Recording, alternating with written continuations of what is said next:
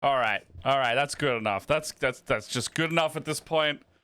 Hello everyone. Oh, fuck. That was a morning. That was a morning and a half. Why is it so not zoomed out? All right. Hello everyone. How you doing? Ooh. Ooh. Fucking hell. Hello everyone. Hey Natalie. Hey Tom. Hey Elliot. How you doing? Welcome in. It's Good Morning RPG, but I'm the solo edition. It's Matt. It's Matt time. It's time for Matt. Oh my gosh. Let me just make my camera not work again. All right, there we go.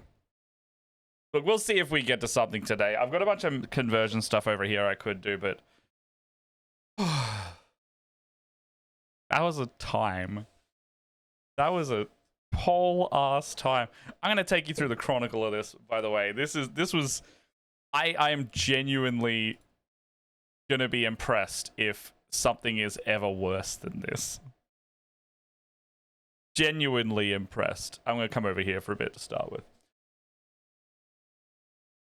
What? Okay, so I'll like start getting ready. I'll order like some coffees and things, or like, you know, if I'm not drinking the caffeine, I'll order like that and like a hash browns and a muffin type thing. And then Jess will, yeah, we're getting deep lore already. Straight off the bat, I'm pissed. I was like, I need to take my meds. I need to take my meds because right now I'm not emotionally regulated, and I'm gonna explode if I don't freaking do this like right now. Okay, so why's my camera so yellow? Who cares? I'm gonna turn all this off for a sec.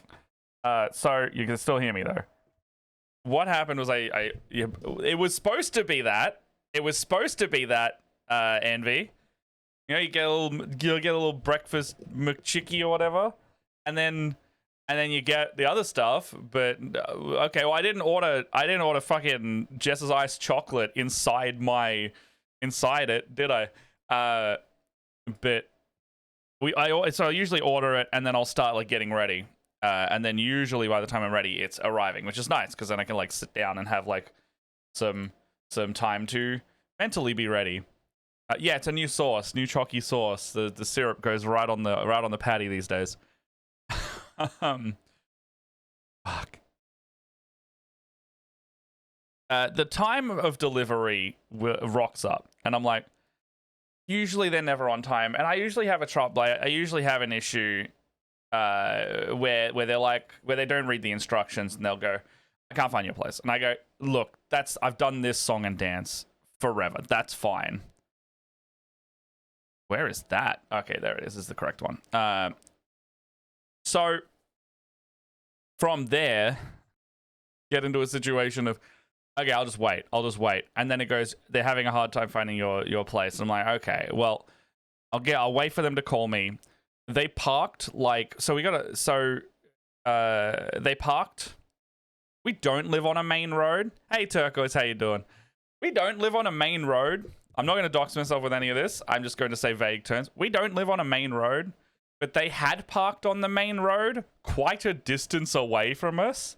Like, not a small walk away. And then they call me going like, oh, I can't find your place. I'm like, well, for one, go to where the pin is, because the pin will actually make it easier to go to, and then follow the instructions after that, because the pin is in the spot where you will find the rest of it.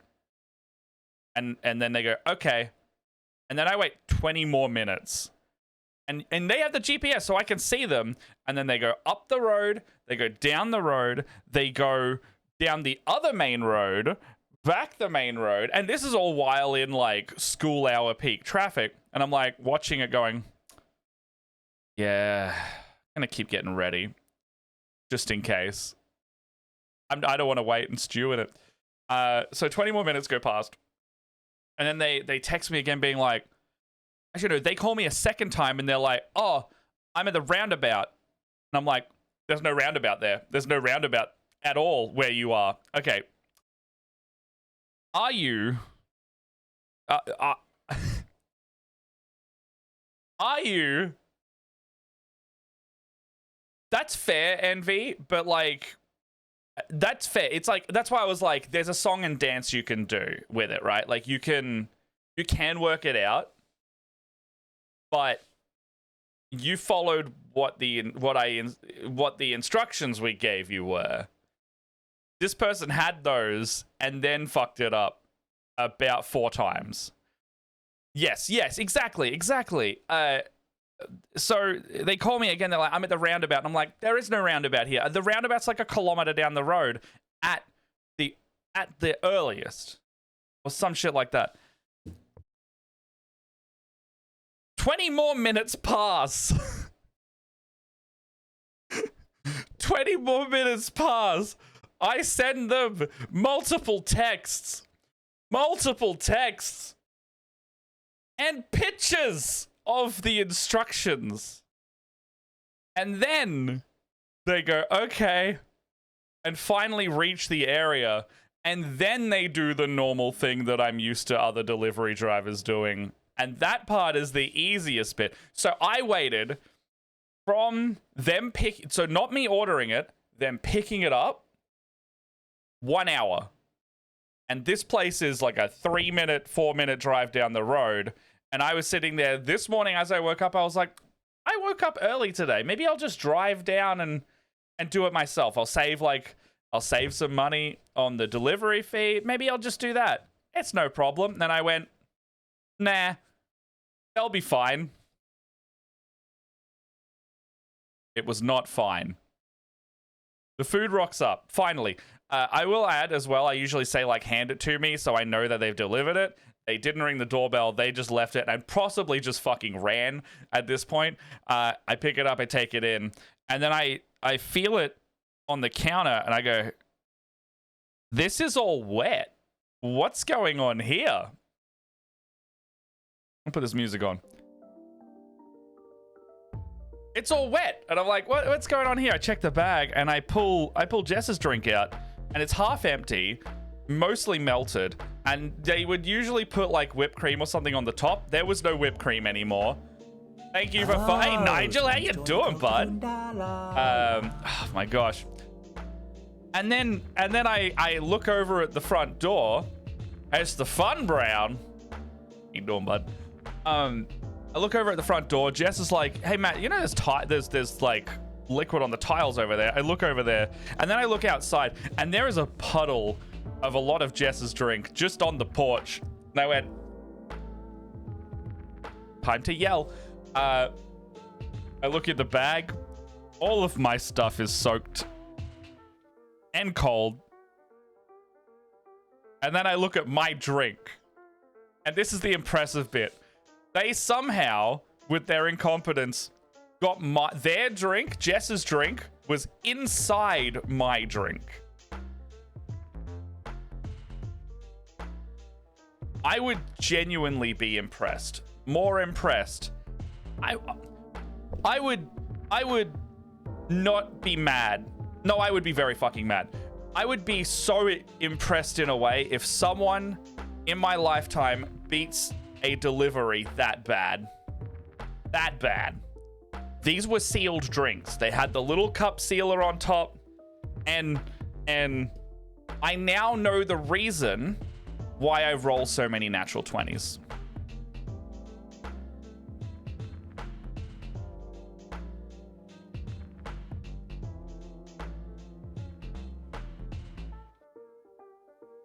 In the morning.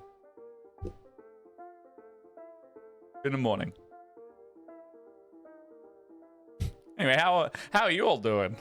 That's why I was late. I had to clean up my porch and my floor and my counter and then eat cold food because I'm already here. I'm committing to it now at this point. I'm just like, well, fuck it. It's here. I'm already getting a refund. I called the support and they were like, we'll see how much of a refund we can give you. I went, a full refund is the minimum I'm asking for you right now. I would like some kind of voucher or compensation because this is bullshit. It took me longer to clean my house than it normally takes for you to deliver this food, and I am pissed off. I would have rathered that. I literally talked to Jess and went, should I just cancel this order and drive out there myself? It may be quicker and the food might be better quality. Just like, oh, maybe. And then I couldn't find how to do it because it was it was like through the app, and then the app uses DoorDash. So it's like, I don't actually know how that works.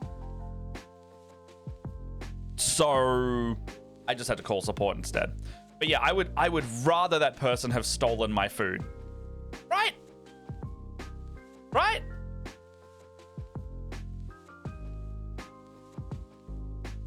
Sporadically fucks up Matt's day. Here's some nat 20s in compensation. I think that's got to be it, right?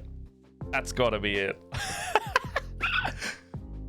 We were talking about the other day on the Jess and Matt the games one, and we were telling like stories, and it just always comes back to something that someone said. Actually, a couple people have said this point. Weird stuff just kind of happens to you, and it's not really like, you know, you're like, it's not that I don't seek it out. It's just that I don't try to avoid them, I guess. But like this time it was just like, this is happening.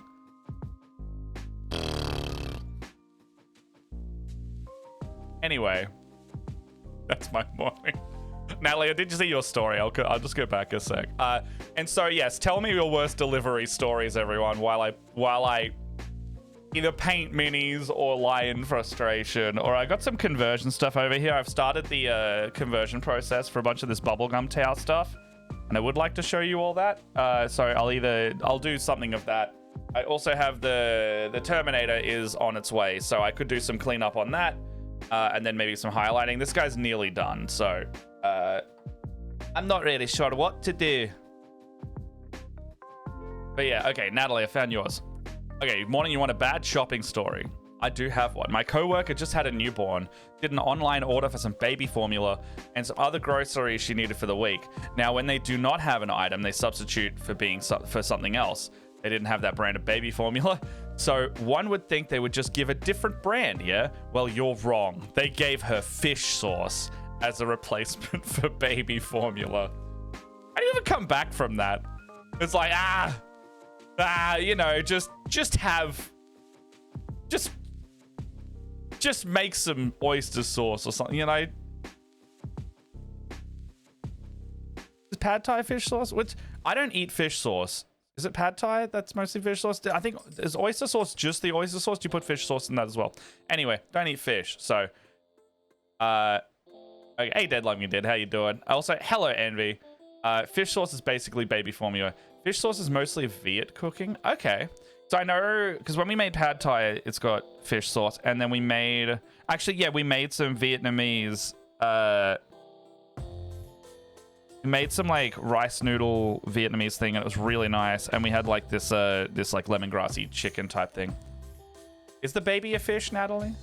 But yeah, fish sauce was in that, but I didn't use fish sauce. I had vinegar or something, or like some kind of substitute that was like a similar flavor, like lime, like it had lime in it as well in the mix. I don't know what it's called. I can't remember. It's in our phone. We got a phone full of recipes.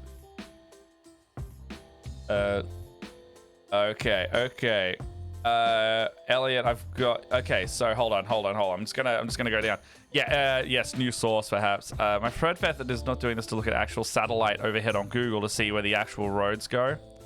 So, okay, I also have a stipulation on this. I actually used to be a Domino's delivery driver, so I know what it's like to. Don't you fucking froth up! I got a cherry on top, by the way, on this story. So I can't have coffee at the moment. I don't always want a like iced chocolate because I don't want that much sugar. And out of the softy drinks, and when I have meds, can't have the orange juice either. So I'm basically relegated at this place to get like a Sprite or a Fanta. Don't always want Fanta either. So I got a Sprite, and it didn't have syrup in it either. The cherry on top of my day. I sat down. I was almost ready to stream. The fucking Sprite was only soda water. And I went, I can't drink this. I hate this. Anyway. I'm losing my mind.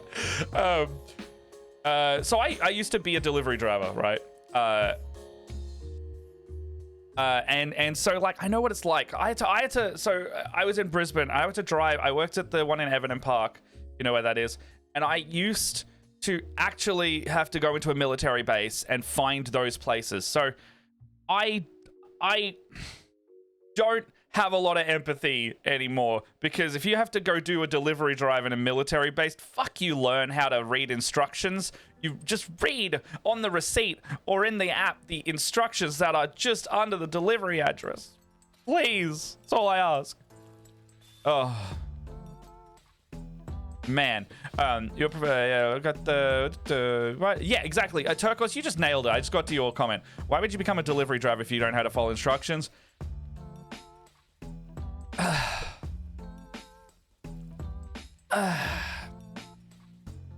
Because clearly you got to put in. Because clearly you got to put in an address, right? Like there is a thing for the address. Satellite overhead has saved me so many times for roads that are hard to find. Right? There's a metaphor in that. I can't think of it. Yeah, fair enough. The food would have been hot if I did go myself. Yeah. So Elliot's saying I've had one drop my food at a random house. I called the dude. I told him he went to the wrong house, and he told me to pick it up. I had to explain I don't know what house he left it at. So you know how I said that I'm used to a bit of a delivery rigmarole. That happens frequently. They will not find our place because they didn't read the instruction, and then they will leave it about 200 meters away down the street. And then I usually have to be, I'll call them, I'll text them being like, this isn't my house. And they're like, oh, I left it at the door and sent a photo. And I look at the photo, I'm like, that's not my house. And then they'll be like, oh, I've actually got into the habit of being like, I'm not going out. You come back. I'm not doing it. I refuse. If they've already left significantly, yeah. But if I know that they've only made it like a couple minutes away, they're coming back. I'm doing it out of spite. But yes, I always know which house they've dropped it at as well. Like, I'll just walk up, and I know they have like a Ring doorbell on that house, but I'm sure if they watch me walk up, grab my bag of food they didn't order, and just walk away, they'll be fine, right? I've had one of the orders come to my house. One wasn't even on the right street. Yeah, so that's what this thing was today.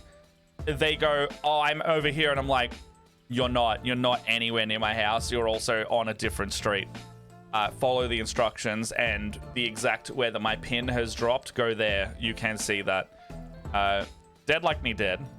I found yours. The worst delivery I've had is boyfriends pick up pizza, and when he gets home, he trips and immediately throws them away. Hold on. I gotta read this again.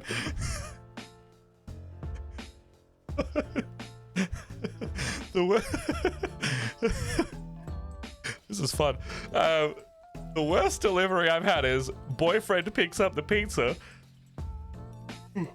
When he gets home, he trips and immediately throws them so that both the boxes open and they spread all over the driveway. What they did there, they did a Breaking Bad where, you know, like Walter, I mean, if you haven't seen, oh, spoilers for a very old show. The scene where Walter White like throws the pizza, and then like they didn't mean to go on the roof, but like this whole New York slice style size pizza, like full pie, just goes up on the roof, and then you see like in the shot, like Bryan Cranston's just like, and then he just runs away like as Walter. Like you just reminded me of that. Okay, so he's a baby fish. Today's baby is soft, can't even handle the sauce. If the baby was a fish, it'd be great. No. Otherwise, posties throw fragile boxes over our gate. Our small, dingy Yeah. I'm happy we don't have, like, that. Like, you know, we got something different in terms of getting to our house, but delivery drivers don't have the option to do that, which is nice. We didn't get a knock on the door. Just put the sorry we missed your slip. I get that all the time. All the time I'll get the delivery slip. Well, actually, no, I had one the other day, and it was simply just like, this thing's coming today. Oh, we didn't find it. It's at the post office. And I went, you didn't even leave a slip on my door. You didn't. I hear a delivery truck come up to our driveway. You didn't drive up. They either do not knock and leave the cart, or they knock with their machine to our lovely wood door. Yeah, just knock with a fist. Elliot's saying, we tried to order pizza and the delivery person couldn't find our house. So the pizza place called us, told us they would make him a new pizza and send it out. The second delivery driver couldn't find our house, and they made pizza the third time. I picked the pizza up 3 hours from the first time we ordered.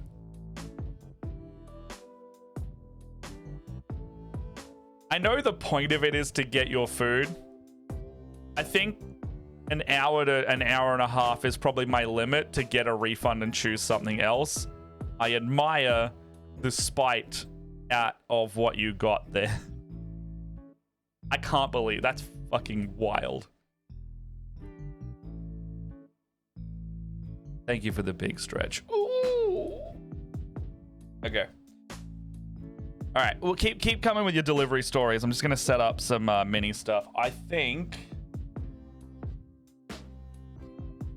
it'll be more of like a building type day. A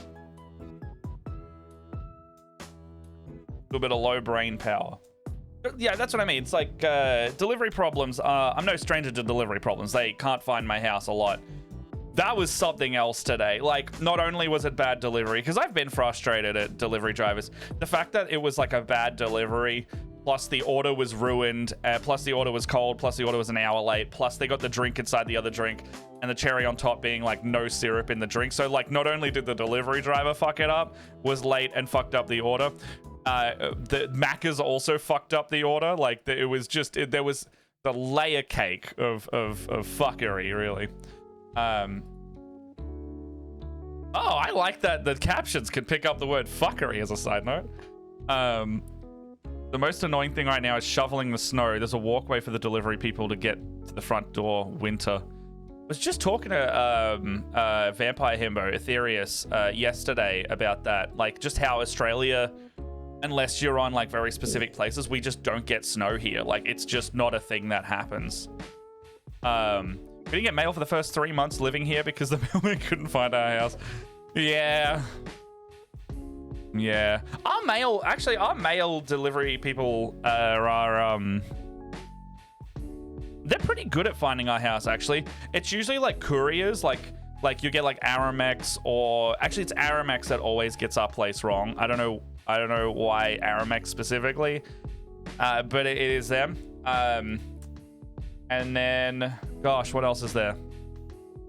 Like DHL and all the others, they're actually quite fine. Like, they always find our place. And the Australia Post folks, always good. Actually, no, that's not true. The ones that are like doing the bigger deliveries with the truck, they're the ones that give you the delivery slip. I'm saying like our regular posties, they're fine. You can fuck up 1 in every 25 delivery orders and still maintain a 4.8 star rating. Yeah. This person today, I don't think has a 4.8 rating. I'm just saying. With what that happened. Most annoying thing. So, I remember someone earlier saying, how many delivery orders were they doing that day? So I'm like, well, maybe they did. Maybe it was like one of the drivers that does the thing where they like stack like 5 or so orders in their car and they don't really like pack it properly. They just throw it on top of the other orders. That could have been it. I hope their car's got chocolate milk in it. I'm real spiteful right now. Hold on, sorry. I just noticed this filter's a bit weird. No, it's not even got a filter today. Oh. I turned that off. No.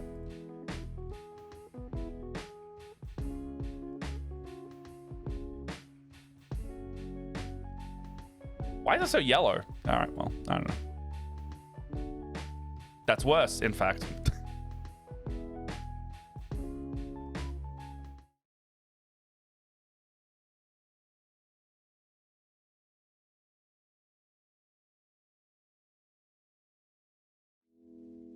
Elliot or someone who knows color correction. I need help.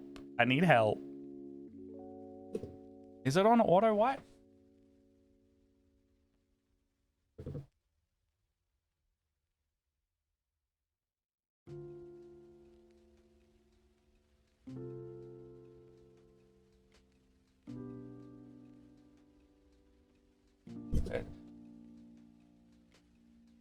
I mean, this is OBS, but as you can see, like, this is auto white balance settings. However, it right now it's loving to make it a little bit more yellow than it should be. It's like, it is fine. It's just not like, it's not true color, and I don't love that. Also, I wanted to show you this if you hadn't seen it already, or just generally all of you. Can this work yet? Oh, this doesn't work still. How does that not work still? I wanted to show you my, is the filter not working? Is it the filter? I wanted to show you my mini shelf that I just finished. If you hadn't seen, God, where have I put it? Okay, this is clearly all broken.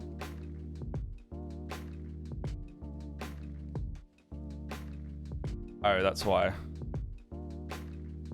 I wanted to show you the mini shelf of the little Pokemon shelf because I finished it off. I put a little thing on Insta yesterday and Facebook. It's like trialing something, so it doesn't show up on my profile for some reason. Hey, there it is. Oh, okay, that is always turning right now. But I think it's working nicely. It looked good. I sure did appreciate doing it.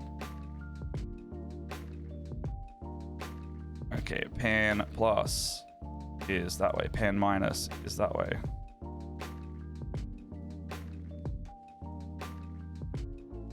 But yes, turn off auto white balance, but that's me. Problem is, anything that's not auto white balance goes way the other direction. I think I got to set up like an in-camera LUT or something. I'm not fully sure. Okay, there we go. Okay, now that's working. So what we're going to do here is I'm going to turn that off. And what do we got? We're going to go to the mini shelf. Now, that's yellow. Oh, boy. We're going to go to that, and we're going to look at this, and we're going to turn off the color correction, in fact. And it can do its own thing. But, so the mini shelf up here, right? You know, I reorged all this so I can actually have painted stuff up there. It is a Sony A7S II.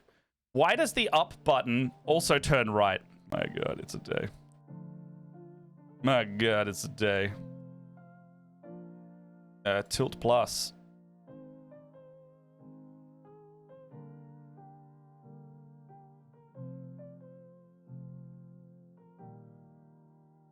I'm just going to leave all of those open.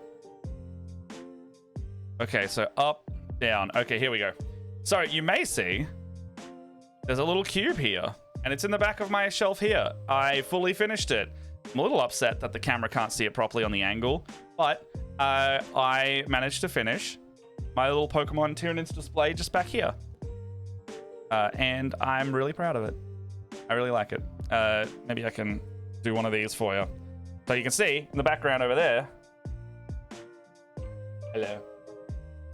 There's a full cube. Is this autofocus? Yeah.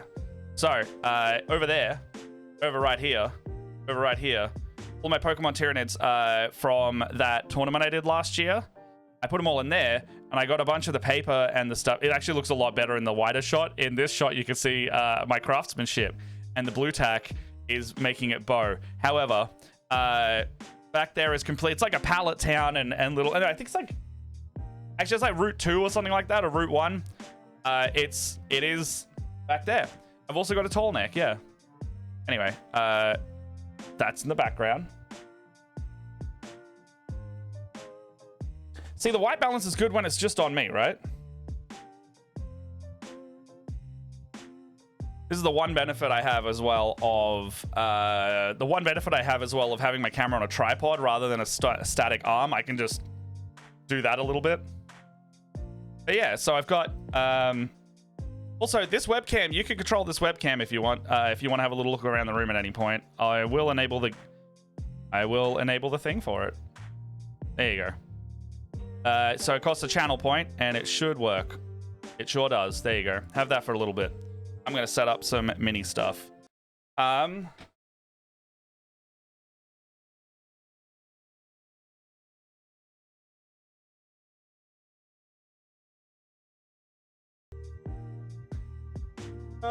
right. The other cat is still around here somewhere. The other cat's around here somewhere still. Secrets though. Not that cat. You can't get that one. Your game, while I set this up, is you use the channel points to control my camera up here. So, for example, it costs 1 channel point. It's not expensive, but you can say, make it go right. You can go zoom out. You can go right. You can go up, down. I think that's all you can do. Yes, there you go.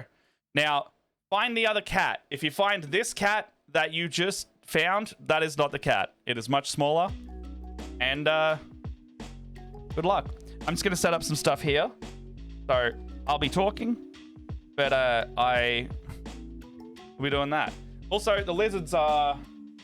I mean, you actually see a little sexy leg lizard over there. The other one is further across in the tank. So, do what you will. This is really like a Twitch plays. It's like a Twitch find the thing, right? I really like it. If you want to set something up like that, Nutty, who does a lot of OBS tutorial stuff, he's the one I basically watch the tutorial for.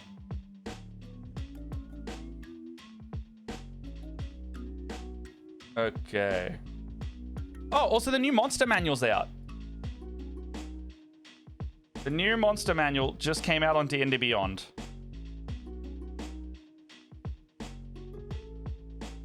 What we got here? Oh, also there's a new Destiny dungeon trailer. Damn. All right. That's pretty cool. Monster manuals over here. I'll have that up if anyone wants to look at anything.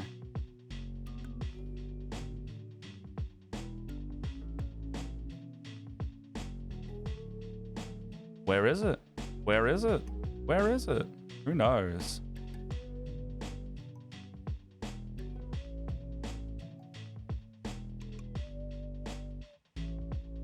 Okay. I don't see it. Might have to zoom in on it.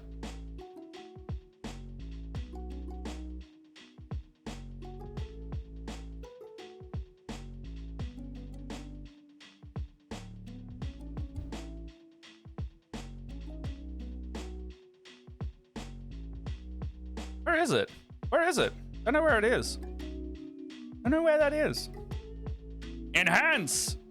Enhance!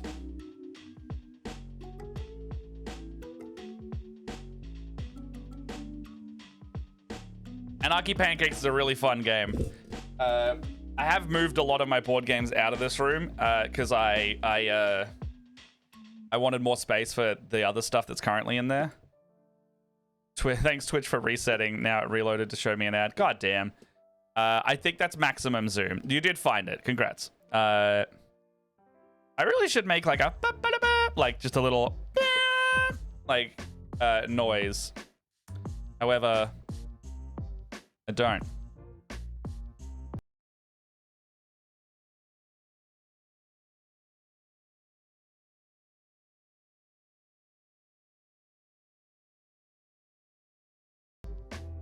All right. What's our reward? Your reward is I'm going to move it at some point and you get to do it again. I mean, what reward would you like? Is there a reward for that? Oh, what? There's no sound on that? Oh, fuck. There's supposed to be a noise. There's supposed to be music.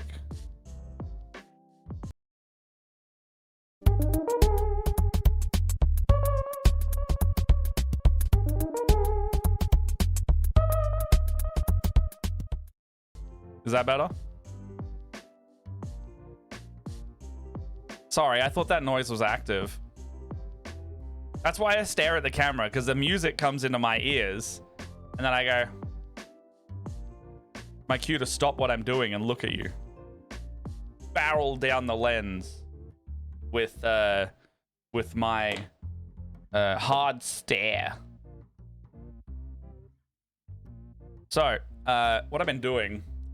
is so you know that mini painting case I bought recently?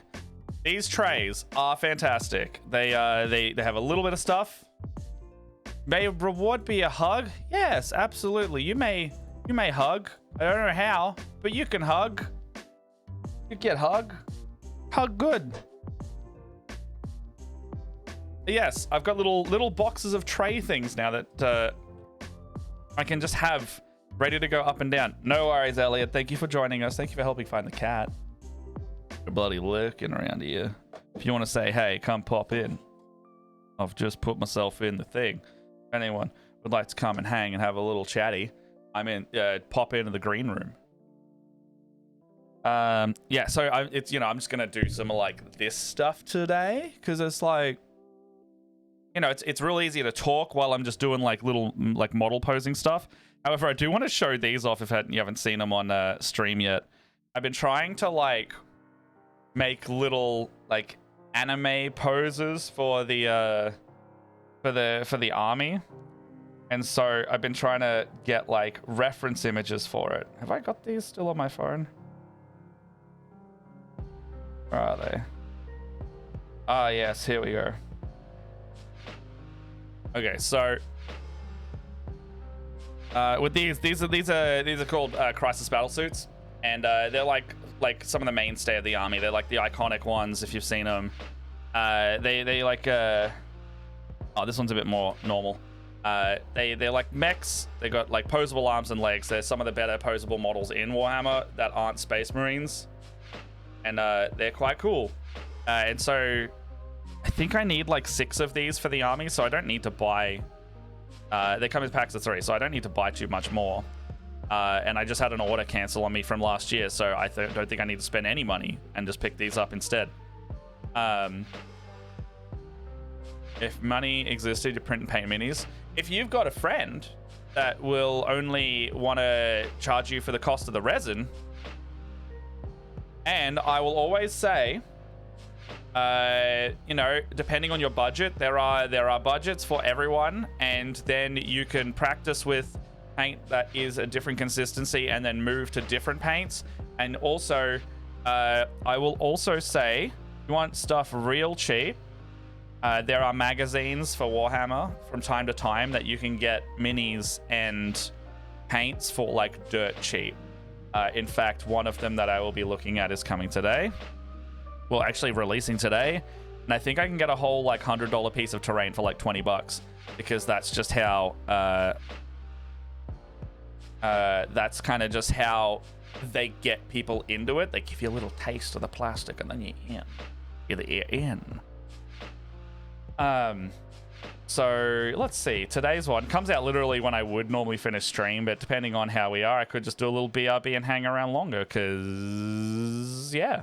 Just little hangout today. I think we're up to like... Oh, today is one that I want. Okay, so yeah, the piece of terrain. Thank you. Yeah. If you ever want to go through how the subtitles are, it is using a website called Pixel Chat. It's actually... And I have Elliot and anyone who I play D&D with, I get them to do captions, and they go in our overlays. So let's go over to Dragon Break for a hot sec. It might be completely fucked as a side note, so apologies for this. I go over to the main here. Every one of us will have captions. Anyone who can have captions will have captions. So we all do that, and it's the same link. I actually literally have the same caption style for my thing. So I'll have different ones here, and then I will have... my other captions. You can literally make multiple of the same overlay, and then you can just change the color and font. So you'll see this one is white and transparent, and this font. But then I go back to Painty Solo, and it's black, and it might have a white background. It might be transparent, but you can do a lot with it. And the best part is this is the best one I've found for Australian accents. It fucks up not very often. I wouldn't be surprised if they're like recording it on the back end and then using that to train the thing. I'm really only using this when I stream, so I'm it's pretty safe. Yeah, it's really good. If you are streaming with anyone, like from time to time, like if you're a guest on something, and they need you to set it up. Like, I literally, when I've had a couple guests on Barovia, literally the day of, I'll get them to set up the captions, and it takes like 5 minutes. And you don't have to download an app. Oh, I fucked up this window. You don't have to download an app. You don't have to download anything. It's literally just a web page. And then as long as that web page is active and you have the setting for auto start, when my web page for this opens, it will start the captions. Oh.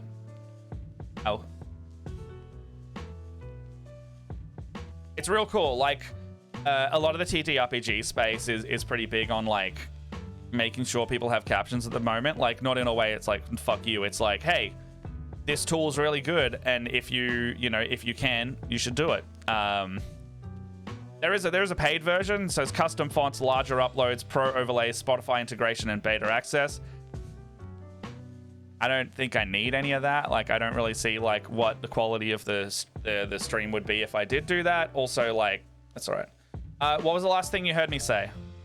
Get out of here, unstable face, you bloody spammy bot. Thank you, Sari. Make sure to thank Sari. Keeping our stream safe and spam free, as it were.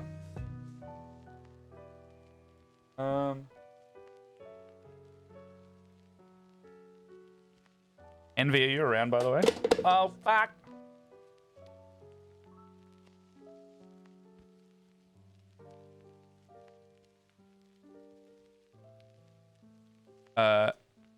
Envy, or anyone who does mini painting or Warhammer, this is what you would call a pile of shame. A lot of this actually will turn into my bubblegum towel. However, it's a pretty big pile of shame. Pile of grey plastic. Only you can prevent unpainted plastic. Anything after my message I said if you get into streaming? Oh, I was just about to say, like, if it's like a web app, so it's really easy to set up. I put the link up there if anyone wants to check it out. It's if you want to like give it a go, there's no download, it's free. It like, there is a paid version, but I've never paid for it in terms of like the features I want. And it's really good for Aussie accents. So it's kind of like a thing that people in TTRPG are like, if you can do this and have the capacity to do this, it's pretty good to do this. And it's like, yeah, it's like, again, I say this like, if you can. It's like, it's what I want to do with mine, because I want it to be accessible. Also, like, if someone can't listen to it, you've got not only one person, but as many of them as you can. Like, Ash on our Barovia stream can't do captions, but everybody else can. So we've tried to get as many people that can do it as possible. It's not that Ash doesn't want to, it's that the tech side that gives us trouble. But we might be able to change that one day. What was I trying to say? Also, yeah, the browser thing. Why is this not working anymore? Gosh darn it. Inside overlay. Does anyone have any more story? Okay, that's back there. Oh, I haven't got on in this scene.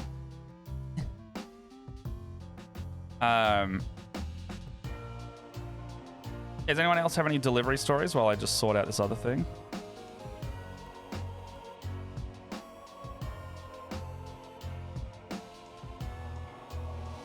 All right.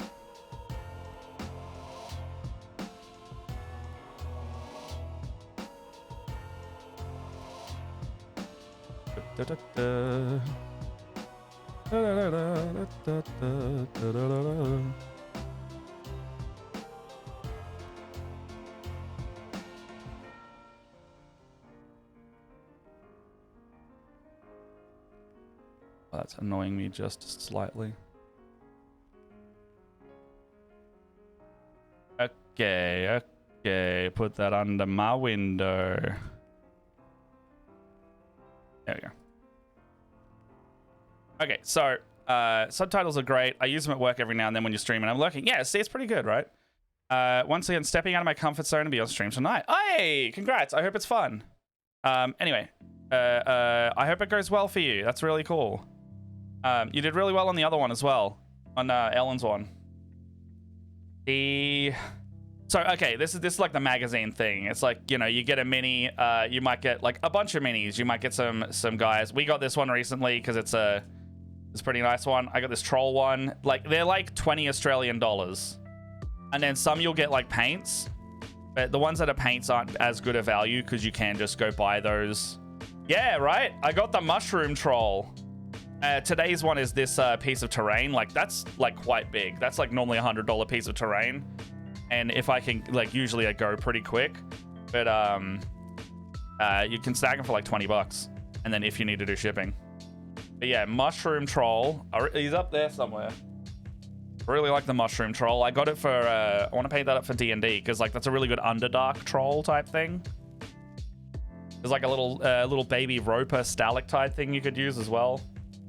You know, you can also get, like, dryads. You can get mushroom goblins. You can get, like, I got this cool spirit dryad thing.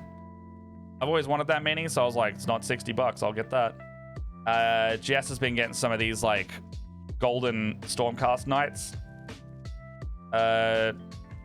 Shitloads of these guys. I already had like 40 of these because I was trying to get rid of them out of a box, and I just never could. I've had those for like 3 and a bit years. If anyone would like, I don't know, how many of these?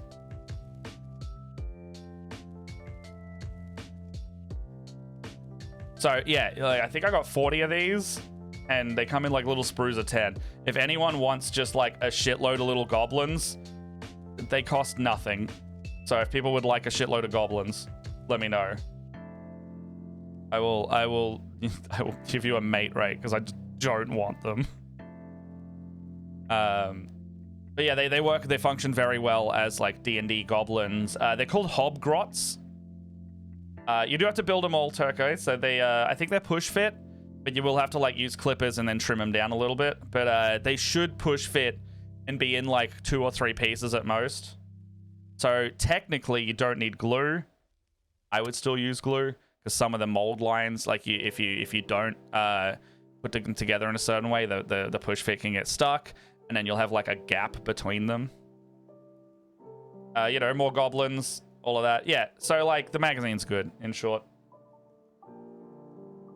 But yeah, there's a 40K version of this that's gonna start in. Oh, you'll be good then. You're fine. Gundams are harder than this. So in the UK, it's on its full run now. We'll get it probably halfway to the end of this year. Towards the end of this year, and another the sci-fi 40K one will start. And then that's the one that one's gonna sell out real quick, because the second you get cheap 40K, people will be all over that.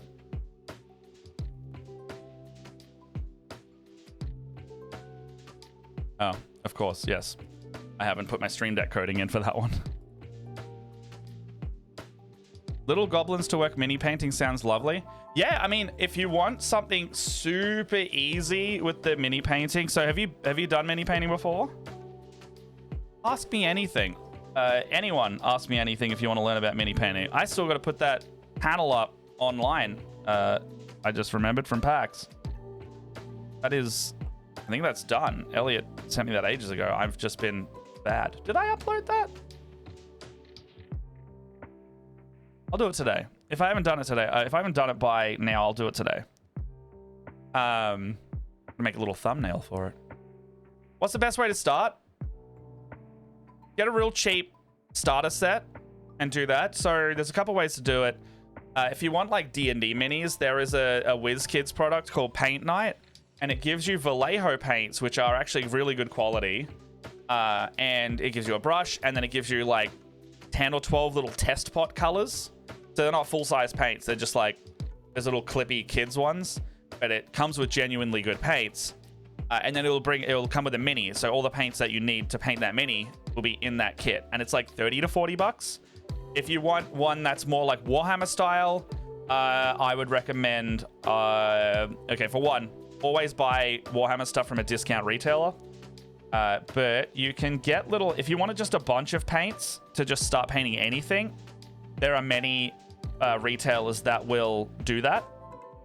And then like it all depends on budget, because mini painting can get pricey. Exhibit A, and all of this. So like, I mean, I've been doing it for like, I've been back into it since 2019. So 5-6 years. But this is an accumulation of stuff rather than just like, I bought a bunch of shit, you know? So, I mean, let's go. Well, I'll bring the browser window back up. You know, we got paints and hobbies. This is Gap Games. I use this all the time. I really should reach out to them for a sponsorship. But I use Duncan Rhodes. I use Games Workshop paints. Army Painter just brought out War Painter Fanatic, which is really nice. There's also another kind of paint, like it's less like your regular acrylic paint, and it's more like, it's actually really, really intro friendly. It's called speed paint or contrast paint. And so you'll see with those ones, they kind of like, it's like a staining paint instead, and you can get really good at that with some control of brush. You use those to basically like so you got to prime the mini with like spray paint or make it like white somehow. So either you brush that on with the regular paint, or you get a primer and spray it. Usually the primer is you can get used to a primer. It'll go on the best with that. But you basically start with a bright undercoat and use these staining paints to let it go into all the recesses and that, and it'll do most of the job for you. And that is by far the easiest way to do it. And then you'll have your more traditional methods where you can kind of do like your base coating, shading, highlighting in more of like a traditional art, like you would with like canvas type thing. Like the mini is basically a 3D canvas at that point. And that sounds wanky. It is true. But where's a okay, sweet. I've just found a one on the Warhammer website, so let's bring that in. Also, YouTube is your best friend. YouTube. Oh, you've got painting all sorts of things with non-minis. Okay, you got color theory and all that down. You'll immediately like be way better off, and you will progress faster, and then, you know, way better than I can, because I don't understand like source lighting and all of that. I simply just paint the little guy and put some highlights on it. I don't know how to do any of that. So this mini here is with, so are you like, what's your medium? You like acrylic? Are you like the watercolory? What's going on? What do you got? Clan rats are the unwashed. So, you know, Warhammer TV tutorials really good. They'll like give you a specific mini and you can paint it. You can also just look up like any tutorial really for mini painting. You just put in that model and then mini painting, and they'll give you like some kind of color scheme. Warhammer specialized. A lot of their YouTube has lent into beginner tutorials a bit more, because they notice that like their higher end painters are watching different YouTubers. Or like most of these guys have also they will tell you what paints they use. This is all their brand. So if you want to buy something cheaper, look up a conversion chart and you will find the cheaper one, because these shade paints over here, these are like $10-11. These paints, the base coats are like $6 to $7. These contrast paints are like $10 to $11, and these layers are about the same as the base. So like each one will have like a different category. What we're looking for here is the contrast line paint, and then shade paints are good here. Acrylic. Oh, so you're acrylic? Okay. So, you could use, I think is it gouache? Gouache? It's not gouache. Gouache. You can do that as a staining paint. Watercolor will also work. You just got to be careful, because when it gets that tiny, the more you water it down, like you'll see probably what happens when you do it. You might lose pigment, and like these ones kind of need a lot of pigment. They need the pigment to be quite prevalent, but the flow is still correct. Like I think they shove a lot of pigment in these. and then it's able to be thinned down as you want. I've heard if you use regular body acrylics like your craft paints, they will be too thin, and the pigment will be not yeah, like test it out. Like I know when I've tried, like this is speaking from my experience, I'm not trying to like be like don't do it. Every time I've tried to do it, the ratio of pigment to flow improver or water or whatever always results in like it's too thin or too watery of a coat for the consistency you need, or that I would like, I guess. So you'll see these, and then they'll say they're really trying to push like, use these tools. This is exactly what we used. They've primed their thing in white. They've got you. They'll tell you what spray they use, and then they're basically they're using a shade paint. These ones are now formulated to light contrast paints. So what you're gonna see here, for anyone just joining us, you're gonna see it's just gonna stain over the white. It's like underpainting or stain painting, or like I don't know the traditional art name for it, but like look, they just put one coat of that on. It's got shades, it's got highlights. It's like that's contrast paint for you, really. They're gonna use a regular base coat paint, so this is your standard acrylics there. So it's just silver. There's no silver in contrast paint in their range, so they won't use it. Oh, the Caribou Crimson is a good rat tail color. That's actually quite nice. I've never used that. Rat tail, tongue, ears. This will take, if you had good brush control, you could do this in 20 minutes to half an hour. I was about to say you could do it you could do it in 10 minutes. This shield will just take the longest. Oh yeah? All right. Well, yeah, give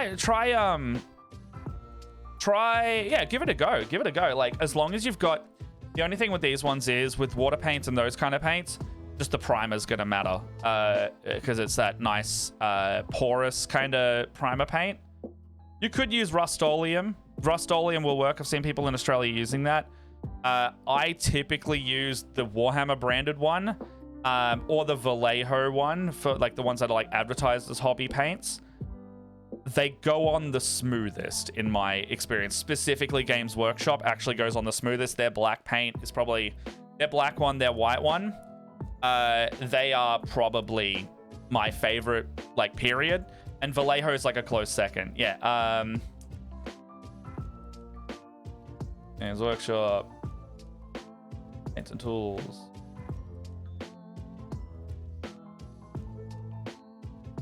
I don't know if they actually have spray paints in these.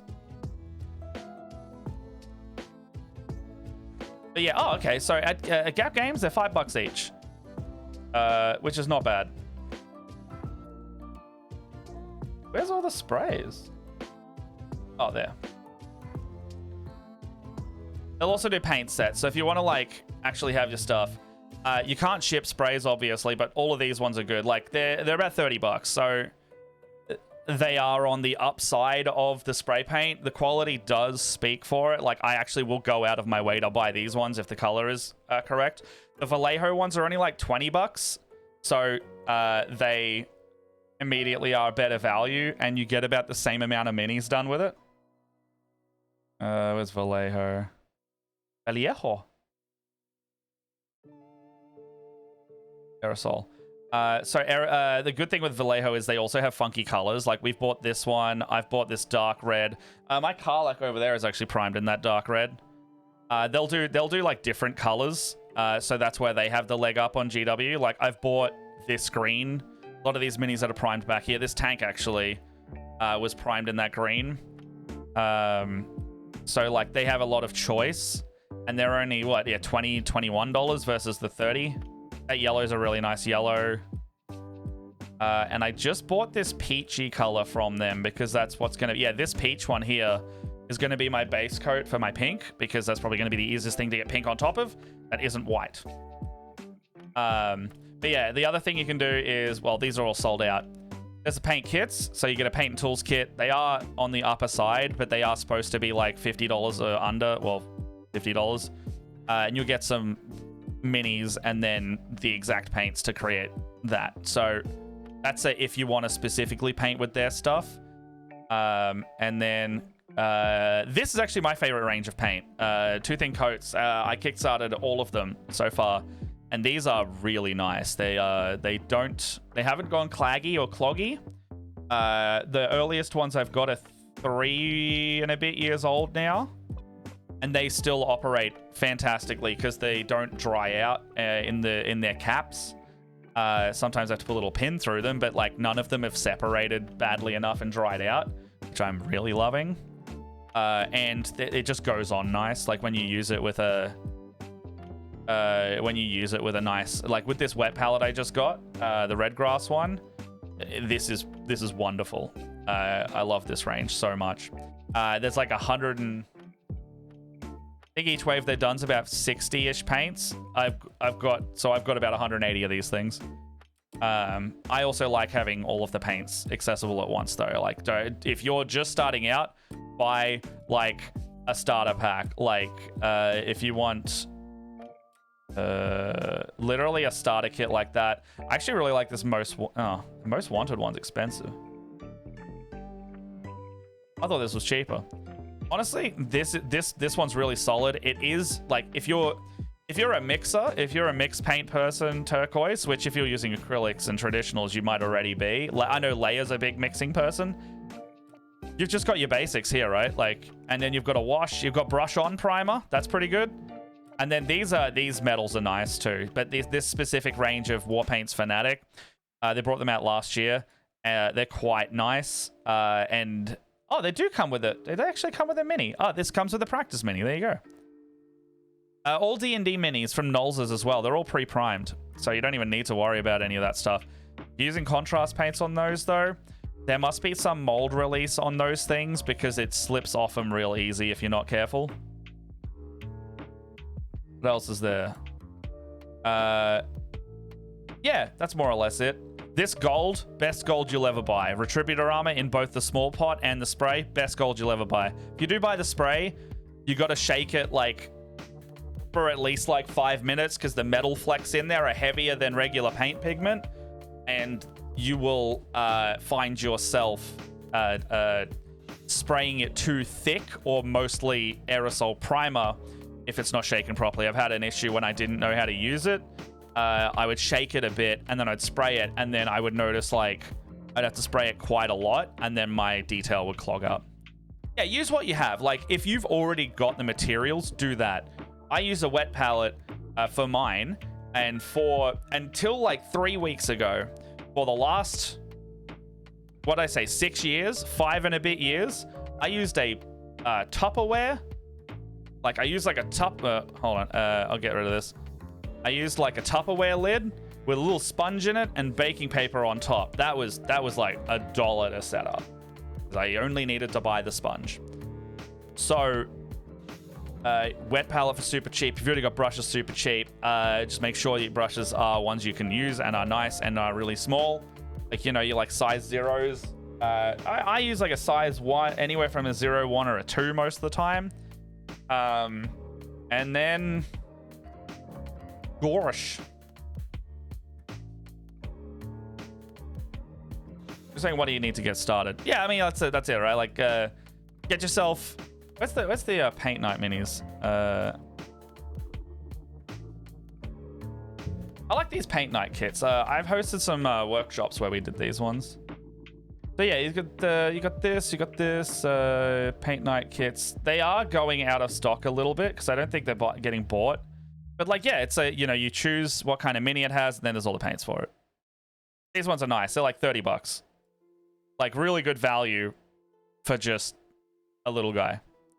And a lot of these will come with brushes. So this one's good. This actually shows you what you get. Usually you got like anywhere from 8 to 12 paint pots in here, and then just like a couple brushes, and yeah. And it even gives you like this little paint night kit here. You just choose like a mini, and then you got the stuff. 8 to 10 pots, and then it even has like a tiny little water cup. So you're supposed to be able to take this, and this is all in one. There's other ones. They're like, what is it? $36, $37. Oh, I've done this one. This is the troll one. We did this on stream actually. This comes with 12 paints. So if you can also go, okay, what's a big mini I want to paint with? But also, what's the best value? If you want lots of different paints, you can look at which ones have better value. I think this troll one's got probably some of the best value. Because you get more paints than what that Harangon kit. Yeah, so you get 8 paints in this one. Mind you, different colors and more colors at that. But, you know, in this one, bigger mini and more paints. You can always work it in your favor. This most wanted set is really nice, but for $140, that's harder to justify. Like, even for me, but like, I also don't need more of these. I really like this purple and magenta. I don't need any of this. I don't need the slime, blood, copper, metal, dark skin shade primer. So that's 6 paints that I don't need. This Basilisk red's nice, like a desaturated cold red. Teal's always nice. These are nice colors. I've got a lot of this, but these are nice colors. Yeah, I mean, you know, you got your, need some detail brushes I can shoot to make use for that. Yeah, fair enough. But yeah, if you've got, you know, if you can get your paints to do this kind of staining thing, all you need is like a nice primer then. That bone and beige are best friends. Bone and beige. Yes, they are. They are, absolutely. Because that bone will be that nice base coat, and you can mix them together slowly to get that. You can actually chuck in onyx skin there as well if you want to have that like cold brown way in the recess. That'll be a nice contrast, and then skeleton ends up being your mid-tone. It's, yeah, you know, staining paints. Good shit.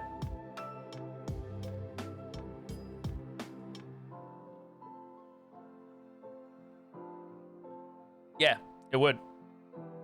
When I was doing, sorry, I'll bring this guy back. Same method with this guy. When I was a young boy, when I was recess shading this one with the panels, I was like, okay, I'll put just like a slightly darker pink in there, and I started doing it, went, can't really notice it.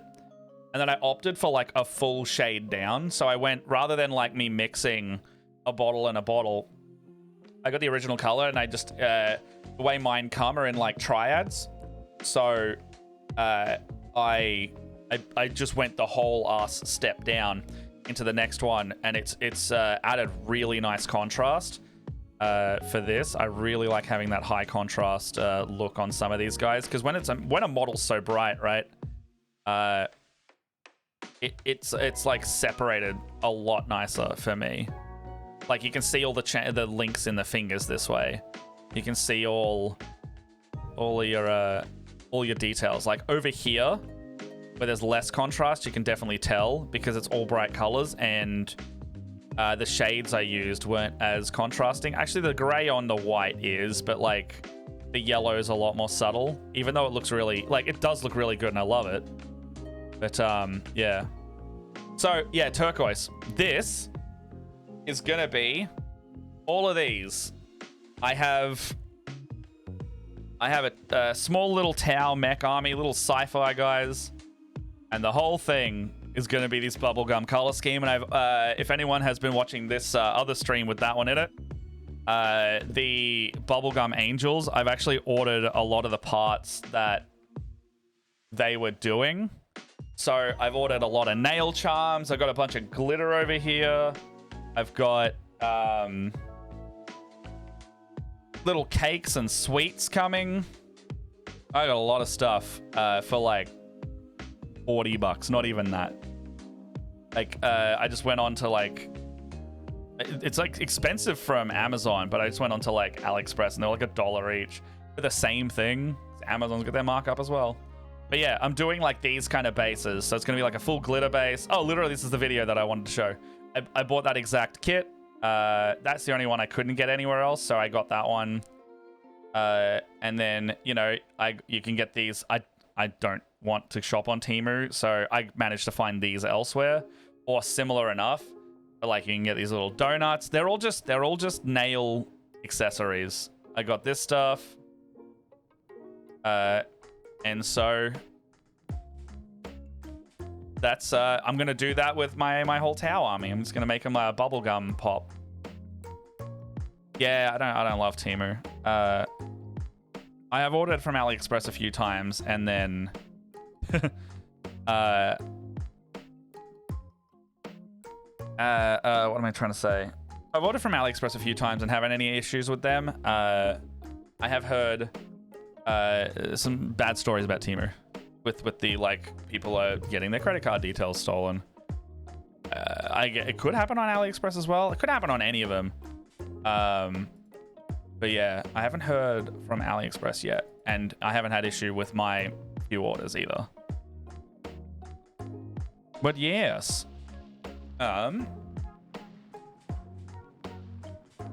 did one of these guys needed an arm or something? Oh, he's over here. So this one over here I've been trying to get for a few days now. Trying to get him to hold the arm. You stole his arm. No, I got the arm. It's right here. It's just I have been trying to get him to hold the gun to no avail. Like, I want it to be like held under the arm, but I can't get it to go there. So yeah, it's like I want to try and get him to. I had to like cut the hand off as well. So I had to cut the hand at the wrist and then make it so he's like holding it inward. What I want to do, if I can, where'd the gun go? What? Where'd the gun go? Oh, it's over here. What I want to do is I want to have it. Okay, focus, please. Focus, please. What I say to myself every day. So I want to kind of have it under his body like this, just holding it maybe like downward. And then he's got his little shooty pistol going that way. That's roughly the effect I want. But yeah. Any other questions people have about mini painting or bad delivery stories? Because I like those. They're pretty good today. I like that.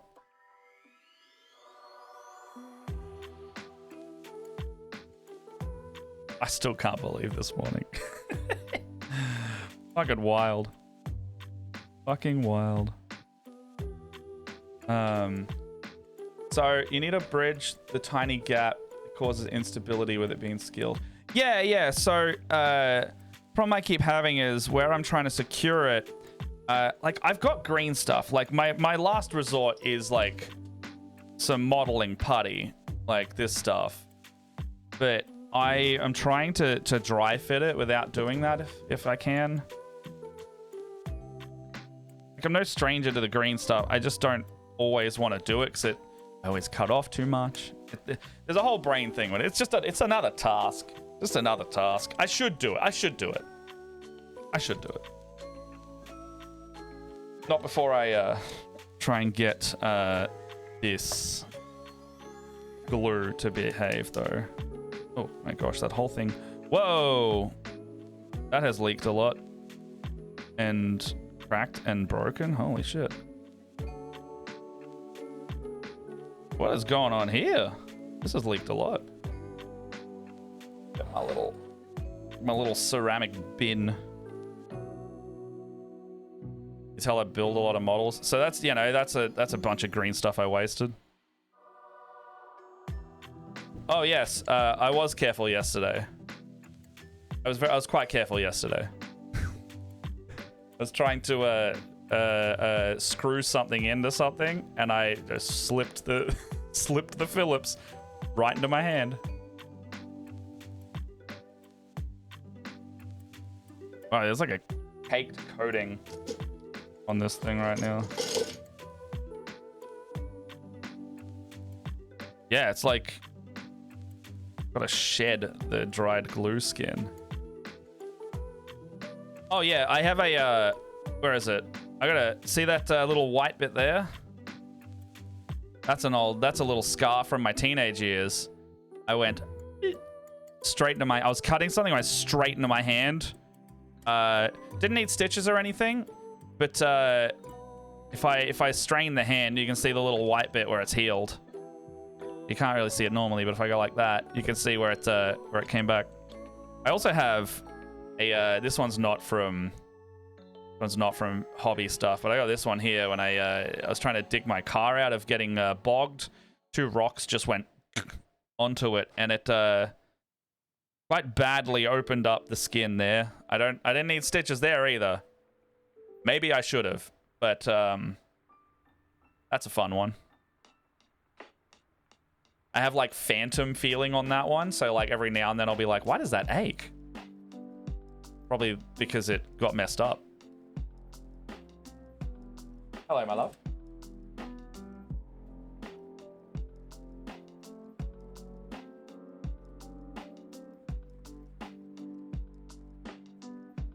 Oh yeah, here.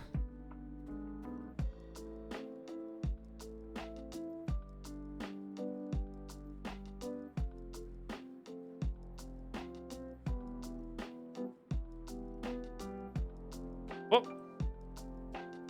That flew away on me.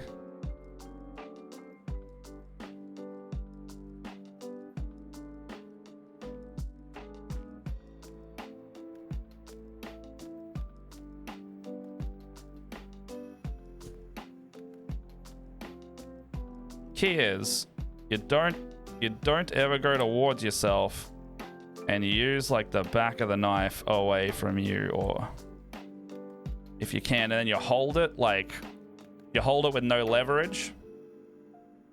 So like you don't do a whole arm, you just use your fingers just a little bit, and then you can kind of do it a lot safer.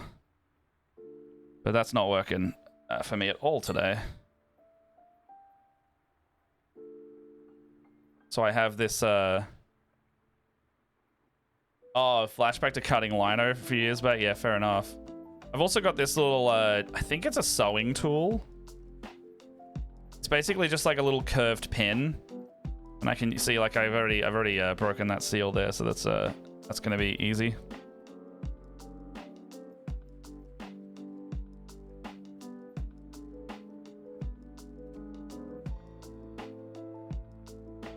Yeah, I can imagine the lino printing would be pretty interesting. Oh. Bottle of glue might be like pretty on its way out though. So I want it to be kind of like that. Yeah, one sec. I mean, it might be curved now because of my actions, you know?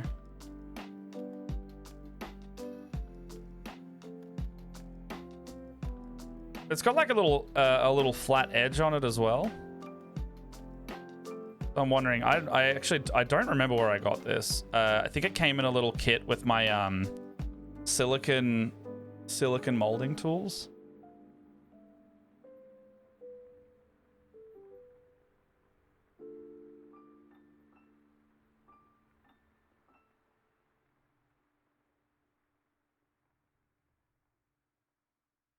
Okay.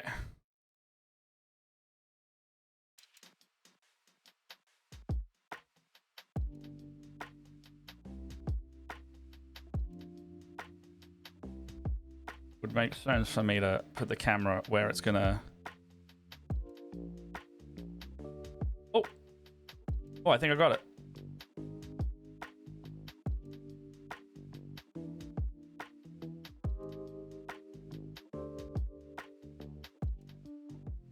Okay, that's kind of how I wanted it. You know, more or less. And yeah, I'll have to just green stuff in that gap there. I like that. They all have little shoulder pads as well, so I need to put some shoulder pads on, at the very least, this one. Where's my shoulder pads? Got a bunch of these little guys somewhere.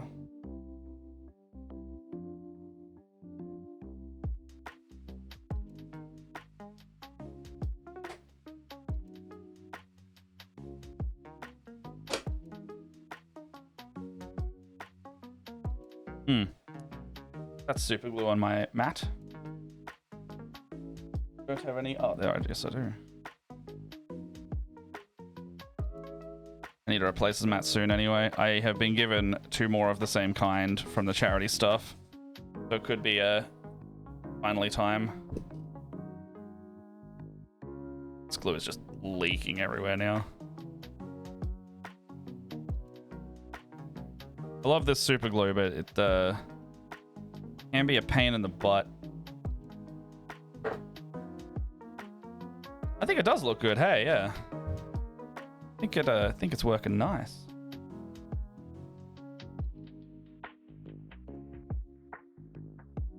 So,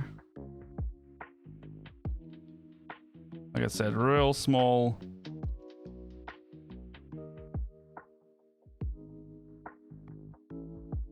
Come on.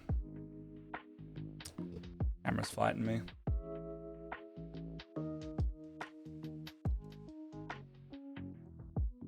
Probably because I got too much stuff down there.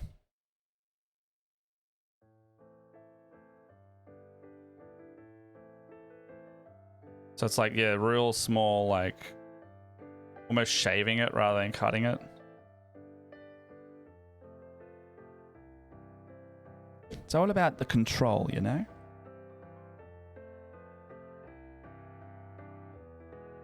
But yes, can you tell I do a lot of hobby stuff on this mat? The slow focus, right? Yeah. All about the focus, the cinematic of the thing. All right, what's that glue? Still leaking? You're not. So let's see if I can just like...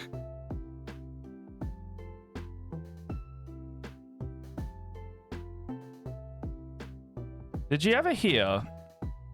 God, I don't know if it was one of those like myth things, but did you ever hear about the story about the old lady and her eye drops in regards to this stuff? Spoiler warning and trigger warning. Eye stuff.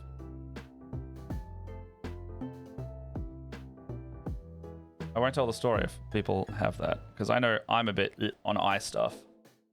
But I can handle this story. No gore or anything.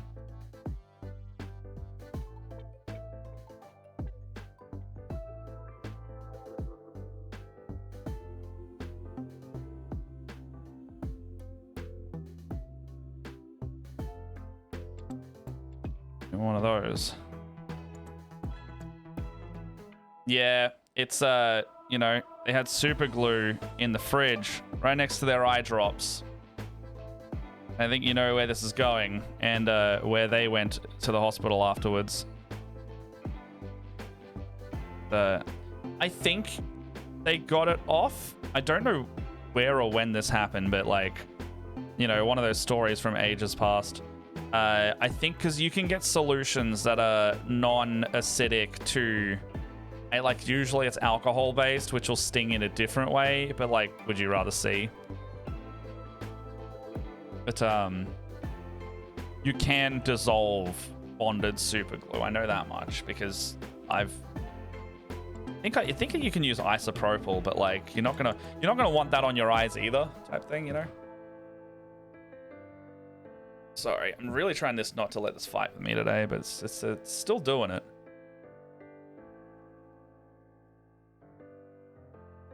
Okay. So this one's done. Which means the entire 10, because I need a squad of 10 of these, they're done. Now, the other thing I want to do with these is they have a transport tank. So, where is it? Is it this one? Oh, it's this one. So they get one of these bad boys that'll like skim and float, like they're like skimmer tanks. So they'll like float them into battle.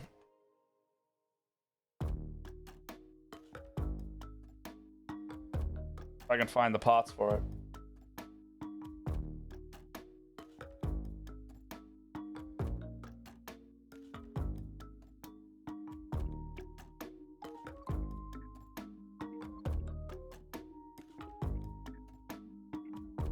I have a little shelf tray have a little shelf tray over here with like the different project bins.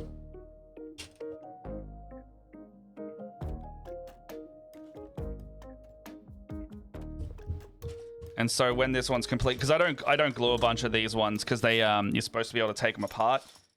And there used to be rules where you can detach a couple things off it.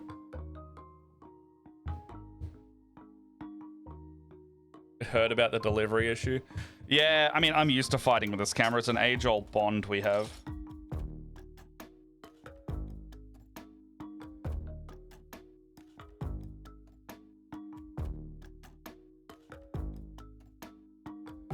That big one.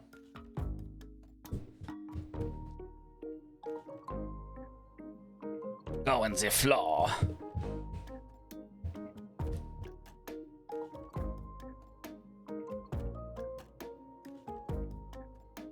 One sec.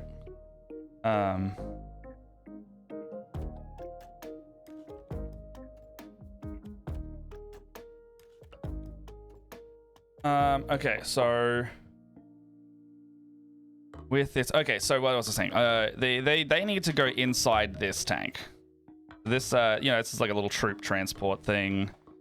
I keep all the bits separate because 1, you can paint them differently. 2, storage. 3, yeah, like I said, some of these parts down here, they don't at the moment. They used to have rules where you could like detach them off and they'll like fly away and do their own thing as drones.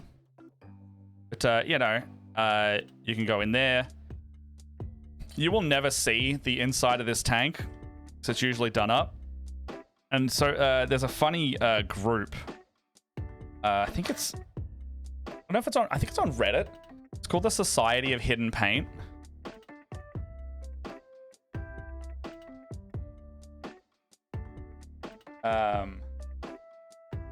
Yeah, it just came up. The Society of Hidden Paint. People are like painting things in really high quality, just shit you'll never see. And it's very funny that they'll go through all of this effort and then they'll just like seal it off forever. And so it's just like, I know it's there. So, for example, here's like the inside of one of those tanks, a different tank, but like here's the inside of a tank. It's like really nice quality up here. It's got like source lighting and everything, and you'll never see it. You'll just never see it. Like, look, windscreen wipers. These pilots, they're funny. The control panel inside the tank. All this wiring. It's very amusing. It's fun, right? It's like, because you're doing it for the enjoyment of it. You're not doing it like, I mean, some of these guys might be doing it for like the Reddit dingles, but yeah.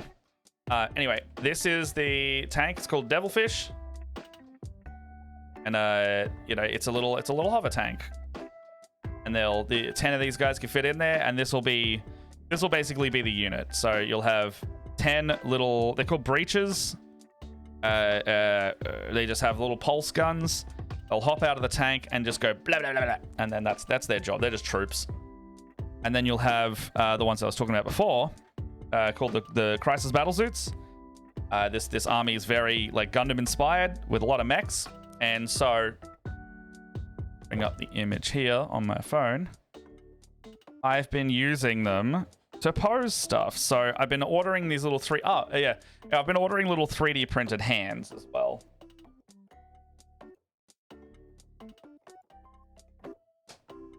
I've been ordering little 3D printed hands to do stuff with. And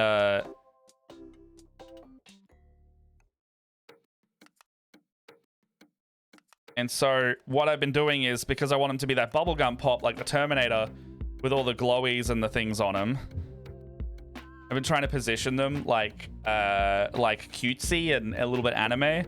So I found this, what's this one? I found this photo of Diva, and I think I've done pretty well. I'm gonna do all the models kind of like cutesy like this.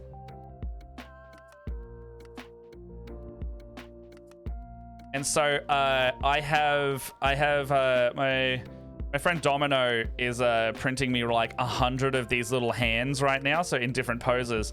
A couple of them are like love hearts and peace signs. So they attach very easily to these. And I think this will work real nice. So this one is going to have a little peace sign. And do the little diva peace sign pose. I've got another one here. Where's my next reference? Yeah, so that's the other photo I took here. That was the initial pose I had. I think it's moved a little bit since then, but it's, you know, you get the idea.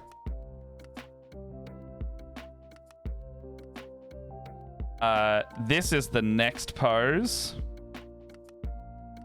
I really like this one. This one actually turned out real nice.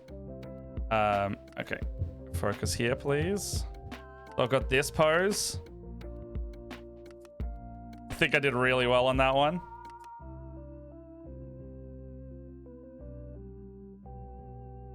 So like when I do my photography of it, I'm just gonna... I might need to move that arm a little bit because I actually do want them to see the tush, so it might be more like that.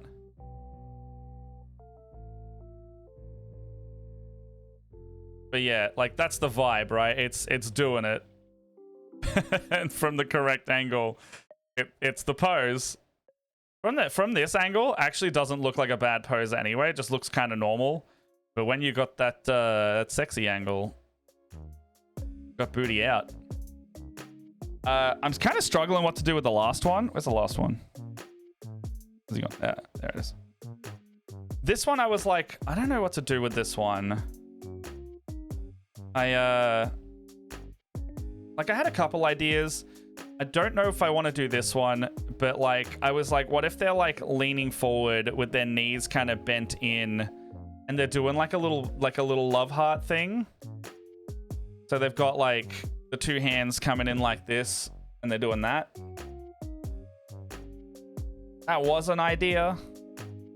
I'm kind of like, and then that's nice because you'll have like, this is a unit of 3. So you'd have one standing like this, one peace signing this way. So you've got the symmetry of them mirroring. And then you've got the middle one just being like, here's a love heart.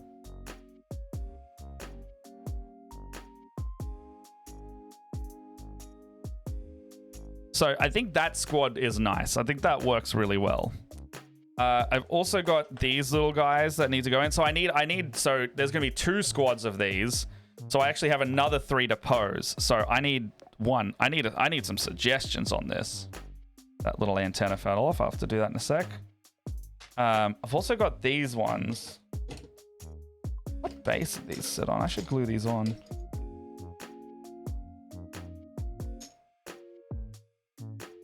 Yeah, I'm going for like a cute army. Because last year I won, so with that Pokemon army back in that cube there, I won Funkiest Theme Award as an award.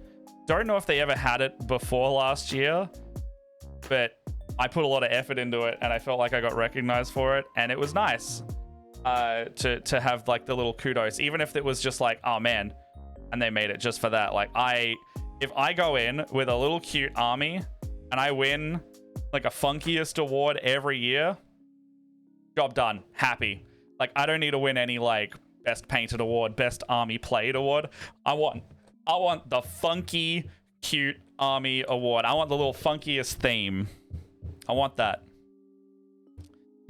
So in that sense, I'm doing silly little bubblegum Tao, and I think that's just neat. The can. So for this one, I'm like, they all got to be like the same color scheme. So I've got to do all bubblegum, but I'm wondering like you could do a burlesque one, but you'd want like the whole army to be kind of burlesque, which actually there is kind of like a clown troupe elf faction that would work well for a can one. I think that would actually work real nice. I've got my commander model somewhere here. He's literally just a bigger battle suit. And I've had this one ages, already kind of half posed. Not intentionally for this, but I was thinking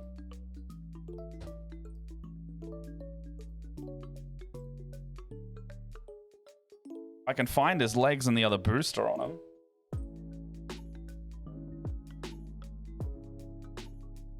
Glue this booster on now. But I was thinking, I've got this little holographic like piece that I ordered. And I think it would be really cool to have them like checking their phone.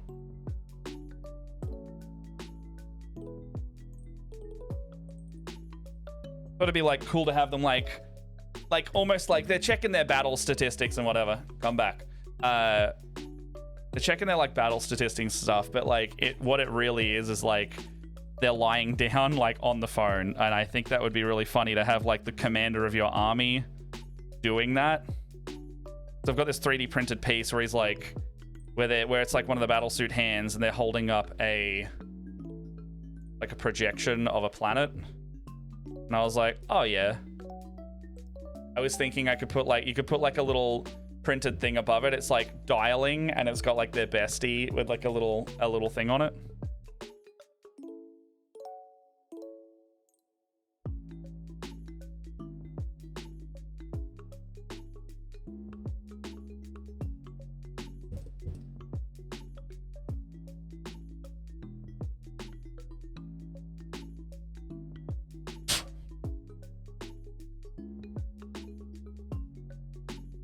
All right, so bigger battle suit again. So you've got the regular guys here, and this squad will actually be, because you can have leaders attached to the squad. So this one will be with these guys, and they will be boosting in together. I originally had this one. I was gonna have them like vault over something because I really liked that pose feel. Because like they have super fast boosters on them.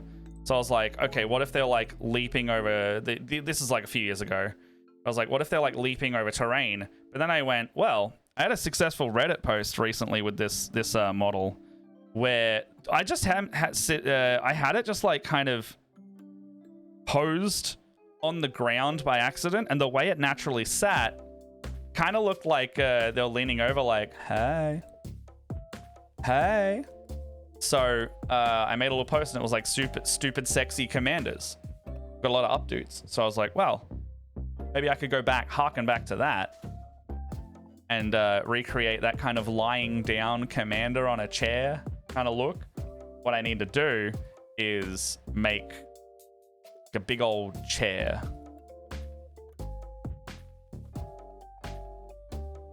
So I was thinking something like that.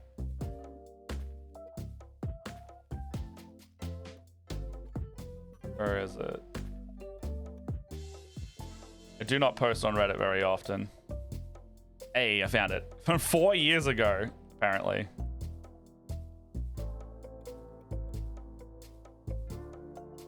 Where is it? Sorry, here it is. I had him like doing a little point and he has a little arm down. I went, yeah, that's pretty fun. So I was like, what if they were kind of doing that, but they were just checking their phone as well? Like almost this, like I barely have to do any extra work. I can just be like, they're just chilling. And then that's kind of it. That's what they would be.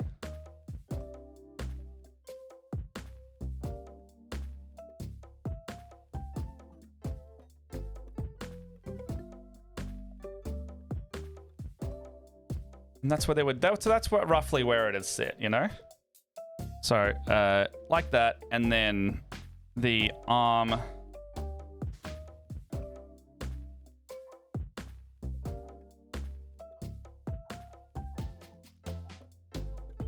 I could even still have that that arm bracing them down there on something, and they're just like checking their phone. It's always good to have some blue tack so you can dry fit stuff. I have a lovely Chai's chair on my bookshelf. It would not a chase lounge like Divas deserves. So yeah, I was like, is this a diva? They're like a diva, but they're not going to be painted like diva as well. I also saw the ad start. I will chill until. But yeah, roughly.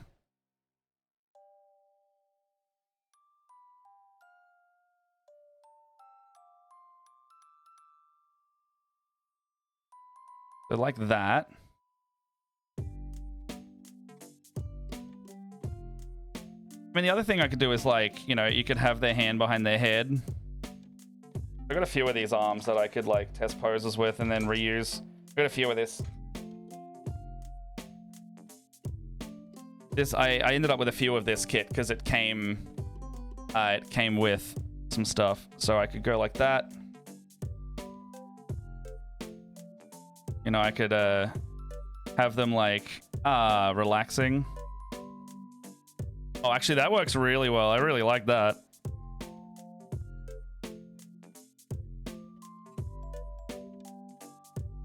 That's pretty funny actually.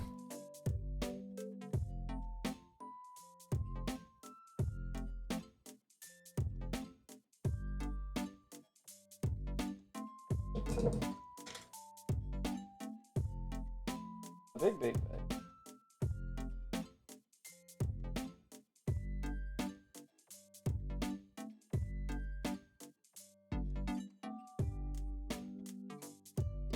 All right, I think this is the base size. I think.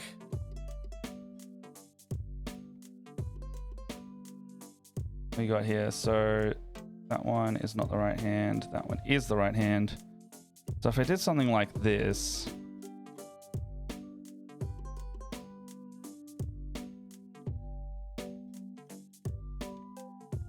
If I did something like that.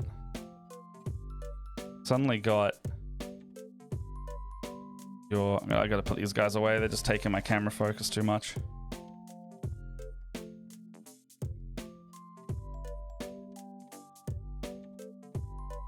Alright, so what we're looking at here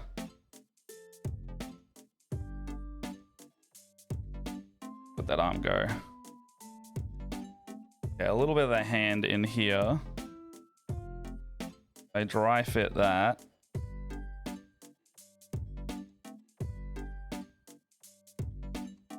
Suddenly, I could have him, you know,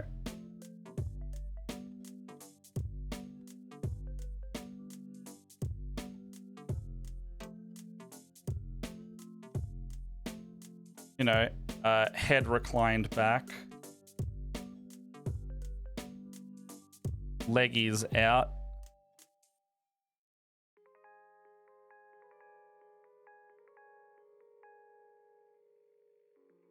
Checking the old hollow.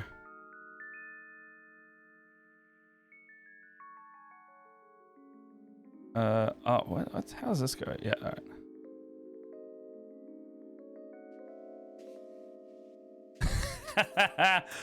I think that is the way to go. That's wonderful. Name a crime I did? Many. So many. So many unspeakable. I'm going to commit unspeakable war crimes. Is that good? I'm going to commit several unspeakable deadly war crimes. I'm gonna break all of the Geneva Conventions.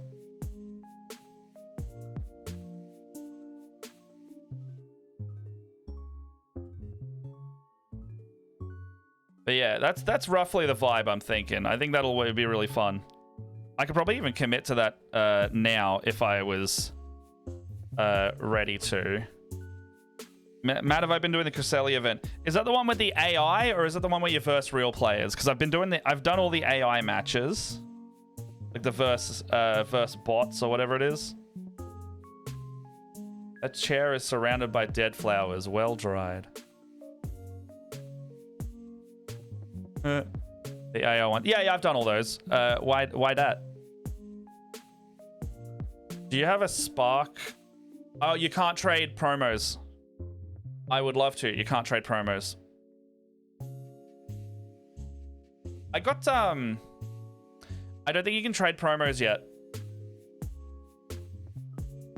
I think it's to make you. I think it's to make you. I think it's just to make you play it more. This is homophobic. It's a slight specifically against you, Ash. Anyway, yeah, I think.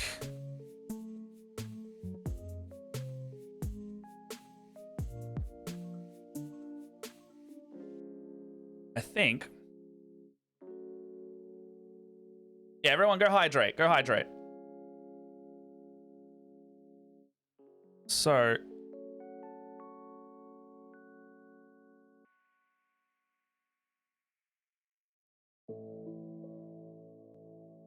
Should I commit to this pose now, or should I piece it together later when the base is done? You pull Cresselia, Electivire, Mischievous, Electivire, Turtwig, Cresselia, Turtwig. I think I've only pulled Mischievous and Turtwig so far. It's Cresselia EX, right? I haven't pulled one of those yet.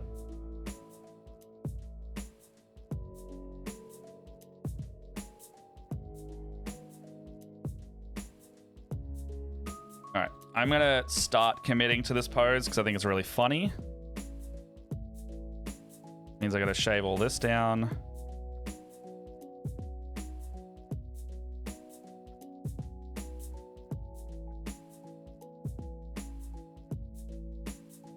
Also, What the Forge? How you doing, bud? Good to see you again.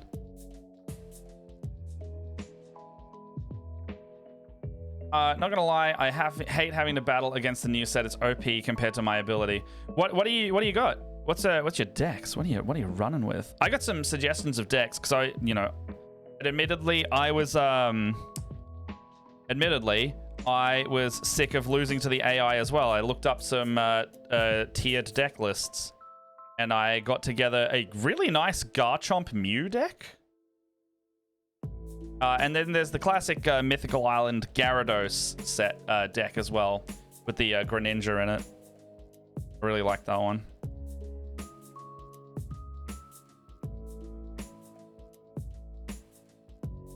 .3D printing and drawing. Nice, nice.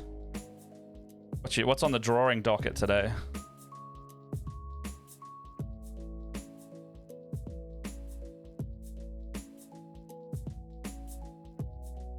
Pidgeot EX deck, but you're... I don't think I faced the Pidgeot EX deck. You're running a Poisonous Dark deck? Let me know if you'd like to witness the chair. Yeah, chuck the chair in. Witness the chair.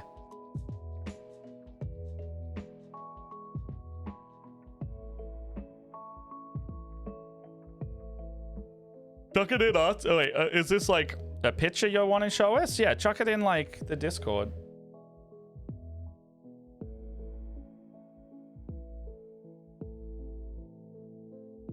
Pax is hinting at dates on Twitter, and I think I cooked with my answer. Well, Elliot, you bloody gotta... What do you got over here, mate? You got over here. Hinting at dates. That's early. I'm not used to them doing that this early.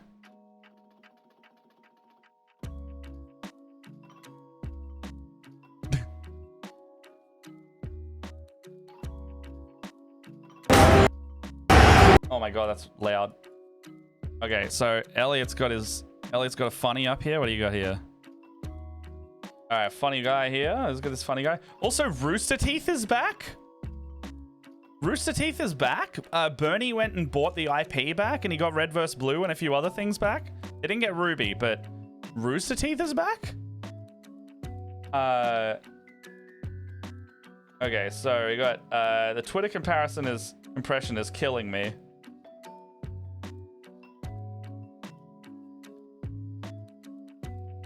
Lights, did we hit it? I don't know which channel it should go to. Is it like a crafty thing? Because it's like artsy stuff. If it's just like general, like, I don't know. It can go in Tavern Chat if it's just like a general image. Like, yeah, it's just, I don't know. You're good. I know you're gonna do it. Stone Cold, Steve Austin born in Texas. 18th December. Wait, 144. 186 December's. 28th. How did you fucking blue pilled yourself there, Elliot? Or red pilled, or whatever it is.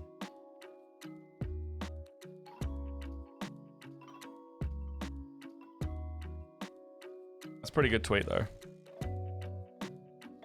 Look, I'm not gonna be surprised if it's on the weekend of the 11th to the 13th or the 12th to 13th. You know, the classic, roughly early October pack states. I reckon it'll be the 10th to the 12th of October. I reckon it'll be the 10th to the 12th. Building a sniper deck so I can deal more damage to bench Pokemon instead of fighting the infinite EX cards that everyone loads their deck with. I really like the Drudagon with a Rocky Helmet strategy going on at the moment, because it means that if you come up against EX stuff while setting up your own big guys, if they attack you, suddenly they're taking 40 damage, so the little guys can't attack you because they'll just die. The big guys are losing a lot of health, and then you dump your big guy in and kill him. Hey, Bajerk, how you doing? I really hope it is, because it's all lined up so perfectly. It usually isn't the first week of October unless it's like the 1st of October is the week prior. So it's usually always the 2nd week of October from memory. What's this chair? Hey, that's a pretty cool chair. That's the chair with dried flowers around it.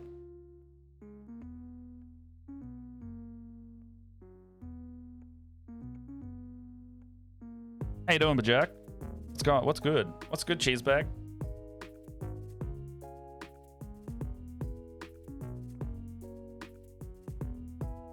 My worst delivery story was that my daughter was born 7 weeks early. That's a different kind of delivery story, but that's funny.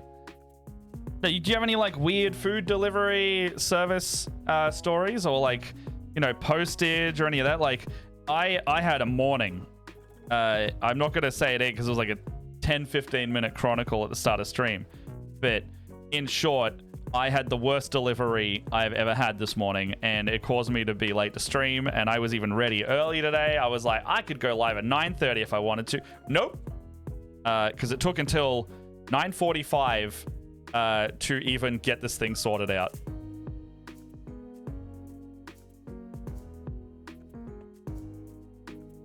I was born 2 months and 2 days early. Damn. I was, so my mum and dad were like, oh, well, let's have a baby when we get back to Australia. And then I arrived while we were in England. But now I have a British birth certificate as a result. Technically, I'm still away from home. I do have citizenship by descent, but that's, you know, that's not the point. I'm meant to be writing a script about the Wavelink 2.0 and getting distracted. Elliot, I know you're sponsored by Elgato, and I am condoning this in my stream right now, but tell me about some features about the Elgato Wavelink 2.0. Is this like the software that they updated, like the routing software thing? 'Cause I heard it's got full routing now. Is that the one?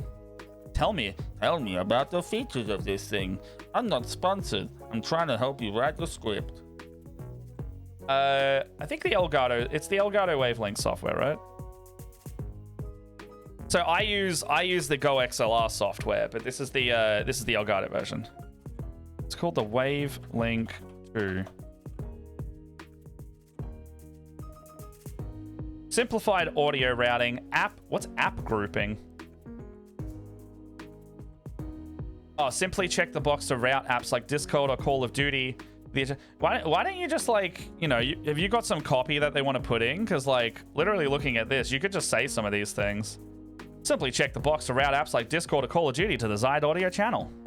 Send multiple applications to a single channel, such as routing all your games to the game channel or grouping communication apps like Discord and Teams under voice chat. I know I have that reading along, like, teleprompter thing, but you know what I mean. Oh, you have a teleprompter. You could do that. Yeah. Oh, you have been doing from the website? Hey. I mean, why don't you do like a little one where it's like, I mean, are you doing silly? Are you doing... hold on. I should bring this up on stream. Are you doing silly, or are you doing, like, educational, professional? What's your vibe? You being a little silly little guy?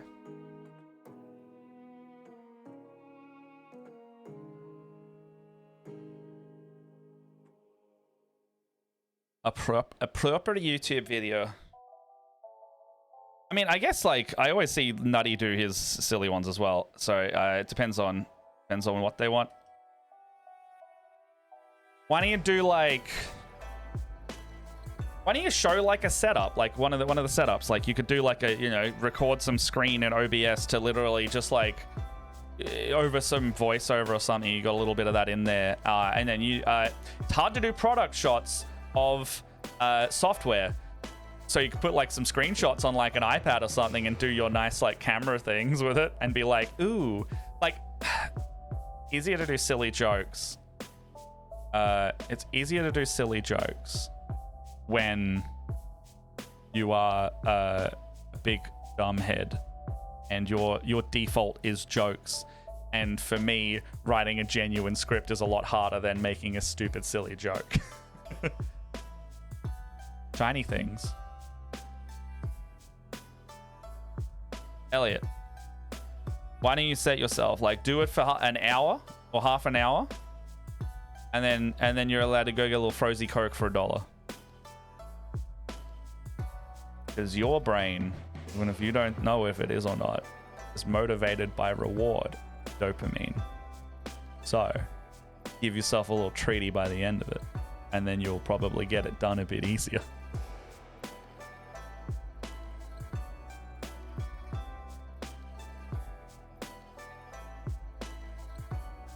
Trick your brain with a little dopamine treaty. Or you could do the thing where you have to do it today or else it'll never be done, and you'll panic yourself into being able to do it. So I do that all the time.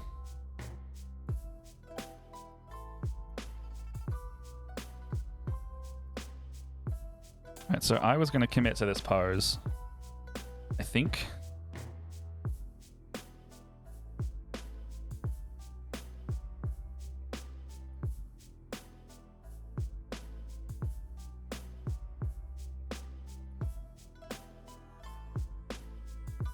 All right, so I think I was going like down this route.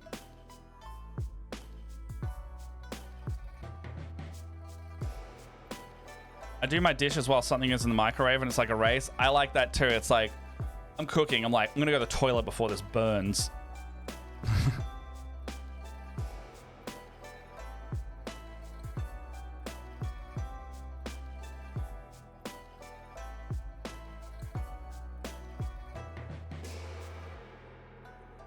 Okay, so I'm gluing this hand on with the piece. Hey, no worries, Turquoise. You're in a lot of pain. Need some use up some veg in the fridge. Gonna went away and make fritters. Hey, thank you so much for coming in. Love you too. I hope to see you soon. I might still be around. Like I started late, so I might be around a little later than normal, but I will judge where I'm at because I know I haven't done much here today. And I should check my strong bad Gmails.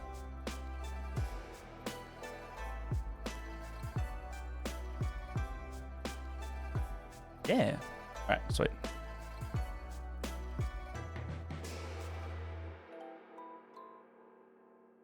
And pending, hopefully, this week or next week, I may have some cool dates for people to lock in for future things. Man, I'm going to try and send you those stones tomorrow if I remember. Oh, thank you so much. So very thank you. Yeah, I can do that. I can get that sorted. I need to send Ash. I need to send you your stuff. Oh, actually, Elliot, I also need to pick your brain and or get your help. I want to try and do some like product photography of a few things here, and I don't know how to go about that because I don't know how to make the background of my stuff look nice like yours does. So I get really upset. And stop doing it. Hopefully I catch you soon again. Might send a promo for tonight when it's made. Yeah, all right. Yeah, absolutely. Yeah. Always feel free. We have a self-promotion channel, and that's cool.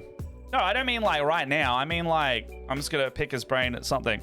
I mean, Elliot, if you want a body double after this, I can edit some shorts that I have been needing to edit, like the other one. I need to make one. I need to make one to. Yeah, maybe like soonish. Yeah, that sounds great. Basically, the sooner I do it, the sooner I can send Ash your stuff. Because I wanted to take a little photo being like, thank you, Razor and Game on Cancer, because they sent like a lot of. No, I got work later today. You can't come today. You can't come today. I got work today.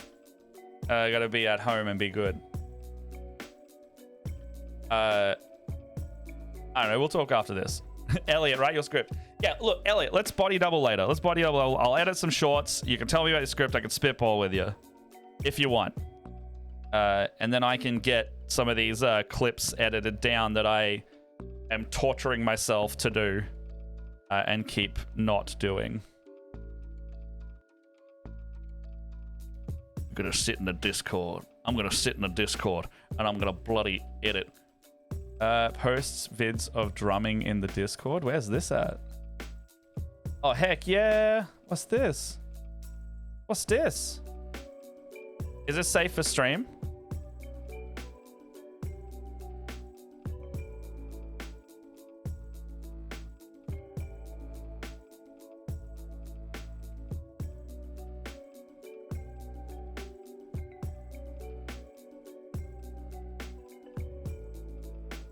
That's rad. I don't know if I could play that on stream, but that's rad. Oh, so wait, is that non-copyrighted?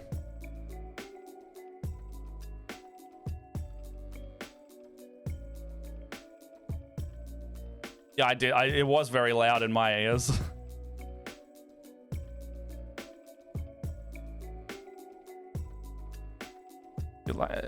Didn't copyright on my stream. Oh, if you're not sure, I'll probably just leave it in the Discord then. I don't want to mess with copyright because I do content so often. And like if it gets copyrighted, I immediately can't save the VOD, and I like saving these ones. Sorry, I can't export the VOD to YouTube and stuff. So that's more or less the vibe, right? Yeah, I mean, you can pay for the DJ license thing or sign up for the DJ thing, but I think they take more of a cut to be able to pay the licensing fees. And I'm like, oh, look, I understand. Like, DJing on Twitch, that's a cool thing because then you can play music as an artist that way, which is cool. But if I'm like doing covers and yeah, if it's covers, that's a different scenario, right? I think with covers, it's like interpretation of like whoever's claiming it. Like aggressive companies will claim it. Nintendo might claim it, but others might not, you know? So they're on this size base from memory as well. So literally, this is kind of the vibe. I do want them reclining on a chair or something, or a little mound. But they're checking their phone.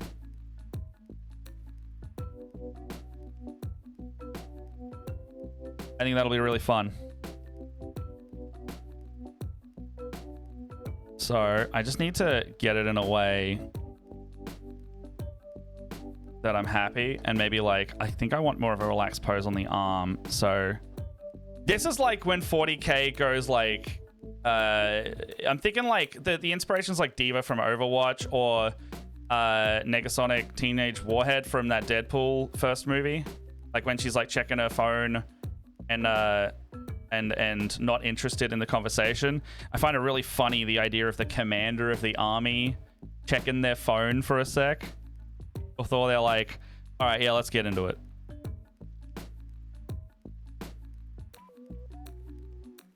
So I think that's the arm pose right there. So remember that.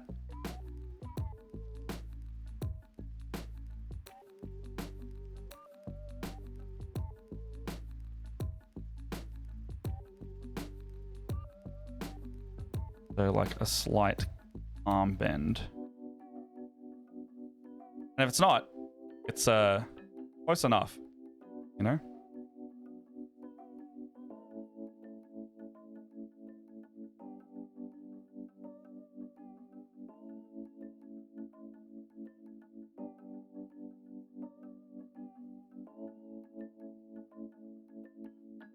That'll work well enough.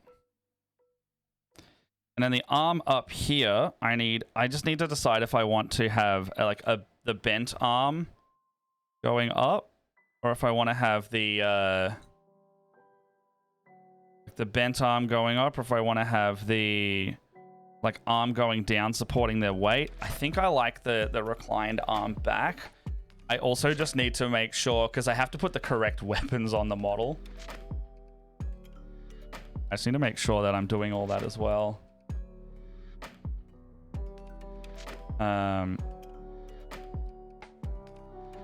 So this is where I'm making my army lists. It's called New Recruit, if anyone ever wants to. I don't have this tab open somewhere else.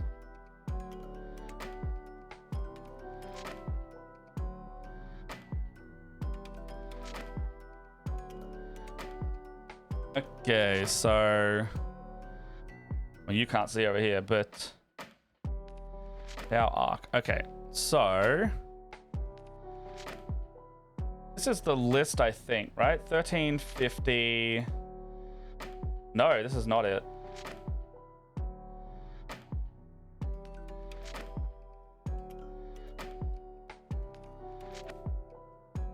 Oh, did I make that in the freaking... Oh, okay, hold on. I think the website is not having it right now.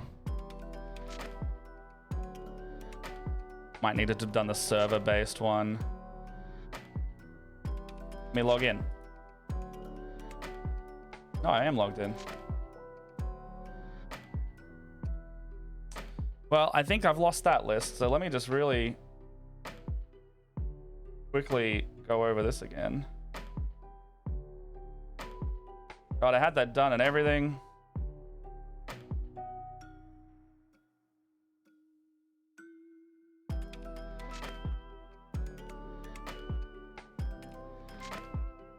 Okay, my Battleforge list. So, oh God, Eldari, no, I don't want to do that.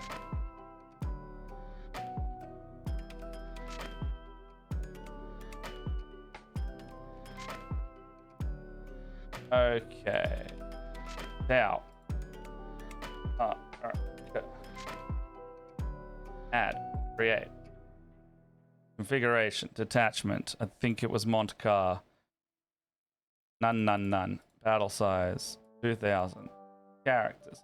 All right, one of them. I have one of them. I have one of them. I think I have one of them. One of them. What am I talking about? It's like literally right here. Okay, I got some of these. Fine, I got some Sunforge. I got a Hammerhead. I got a bloody Riptide. Forgot about the Riptide. And I got a Stealthy Suits and a 10 of Vespid. All right. So that's looking like the list here. So I've got... Is that 14? 1050? What the fuck? Okay, so 1050, 15. Rando Cold Start. This guy gets the Warlord, and I think. Oh gosh, I think it was coordinated, and then I think the other one gets like.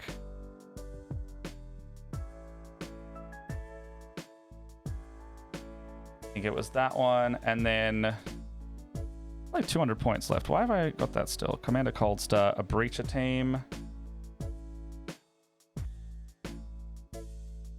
I have my Devilfish in there. The Breachers, 10 recruits. Oh, 2 broadsides.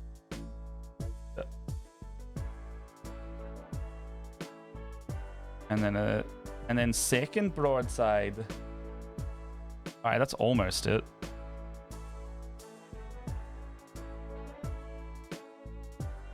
Well, this isn't correct anymore, but you know what I mean.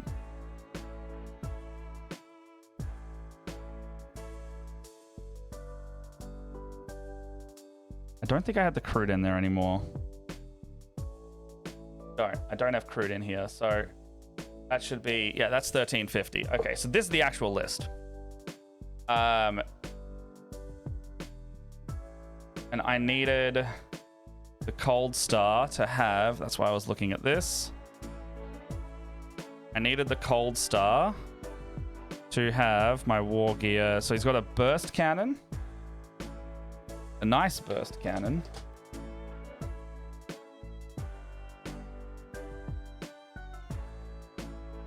So a nice burst cannon. Then they've got... Oh, I didn't choose anything. Oh, 2 fusion blasters. Okay, so a nice burst cannon and 2 fusions.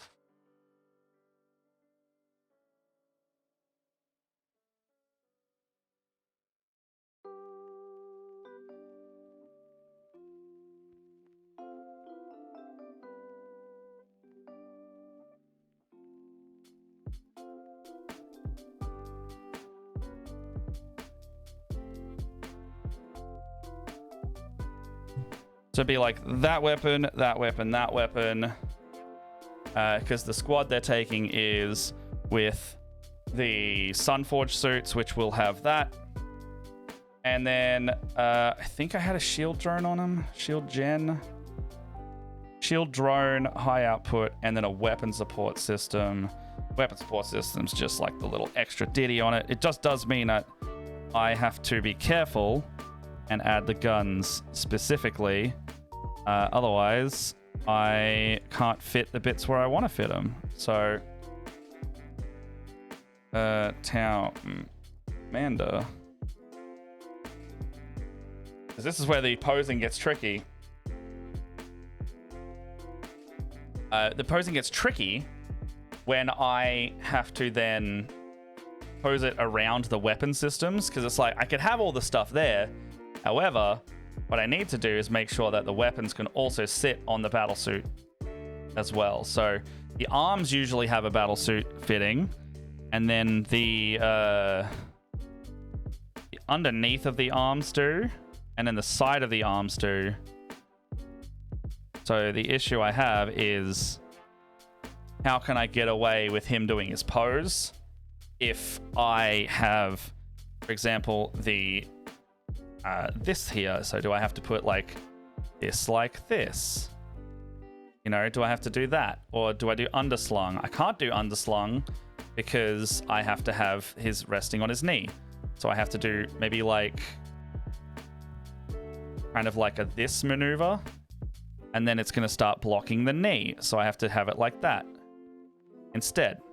It all works. It just becomes a balancing act now of like, what can you put and where?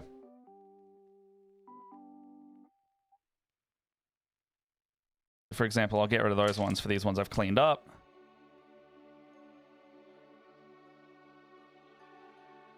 I'll quickly shave this bit.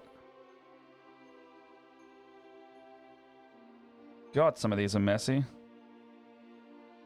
Bad, Matt. Bad pass, Matt.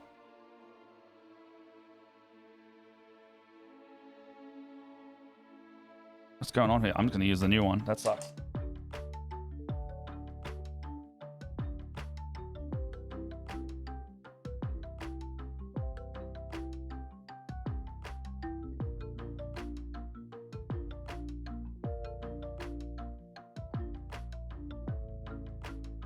Some parts over here from the other kit, like why is that so sloppy?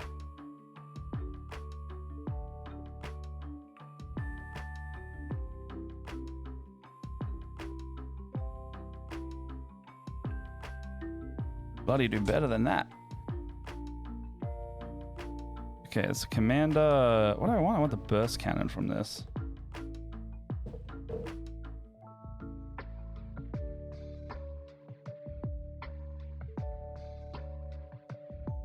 So I want the high output on this one.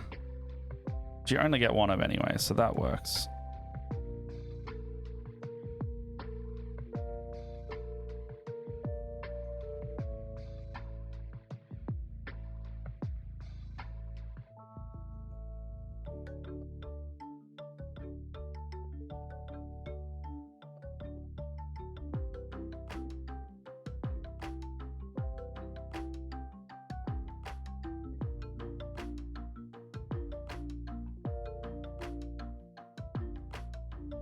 Okay, there's that.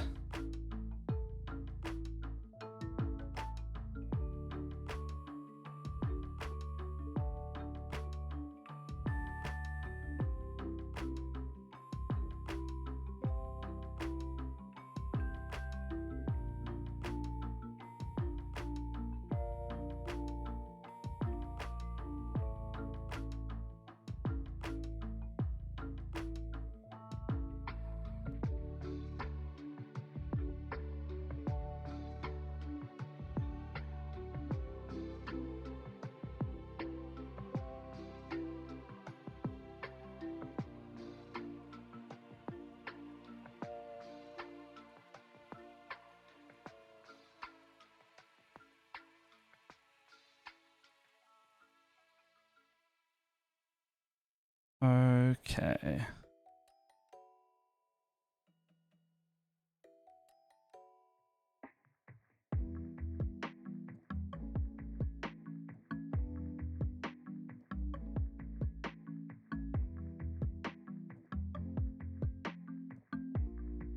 Any other delivery stories that anyone has? I loved hearing those earlier. Oh.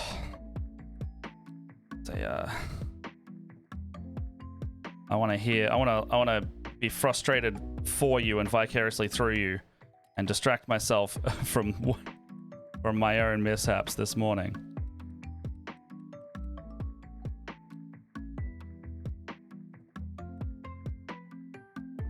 If anyone missed it, I had probably the worst delivery from a food service that I've ever had this morning, and it was fantastically bad.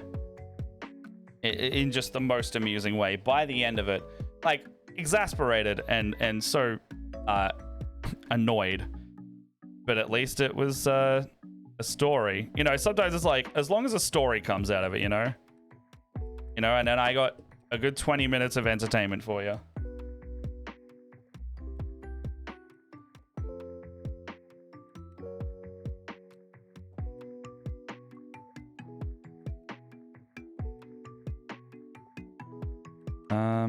I don't know how this canon goes together, so do these bits first.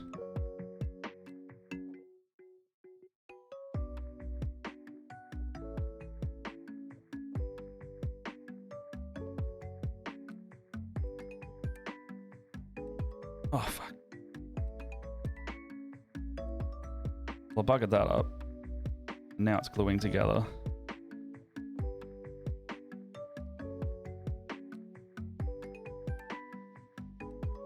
Would anyone be keen? I've been wanting to ask this for a while, and I was going to maybe put out like a survey or something in terms of like community stuff. What would you want to do and or see from the channel this year? Like, in terms of the community side, is like, and in terms of like, in ways that would be like both free and monetary, I guess, like what to support the channel, but also like do fun things with the community, like, you know, like movie nights, painting streams, workshops, and whether that is up to something that you would want to do, like, and how frequently would that be a thing to do?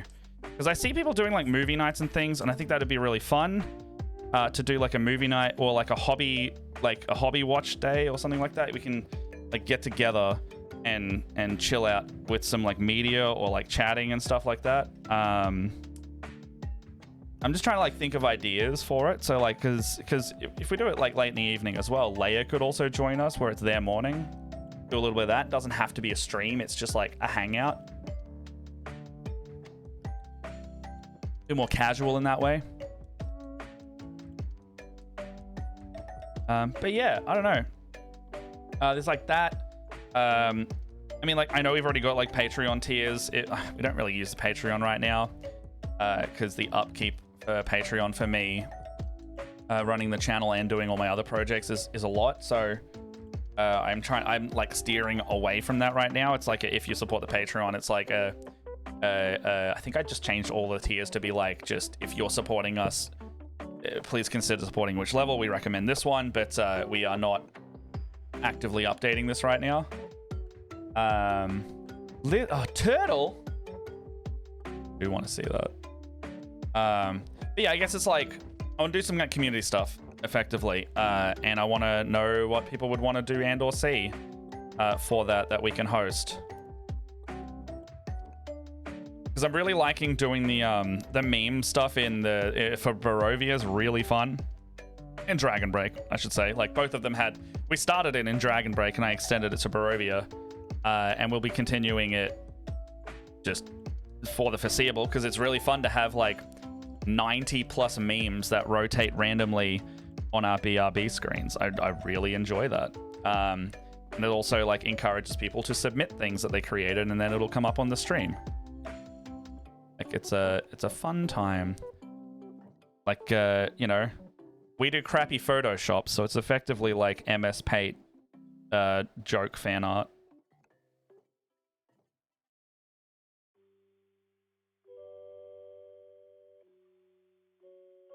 What's going on here? There's another piece. What's the other piece I'm missing? Yes, the barrel piece is not there. I don't know. What's your thoughts? What would you want to see in terms of community stuff? I'm all for it. I'm all for seeing what you want to do. Okay, so there's the back piece.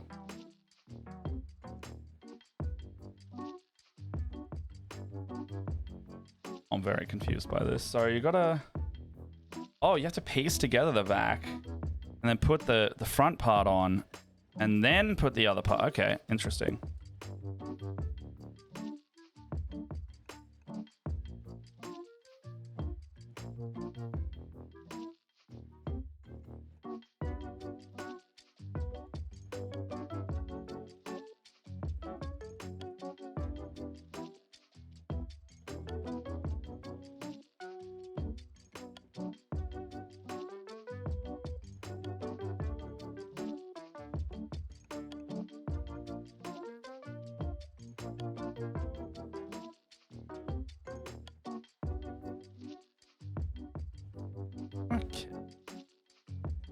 Okay.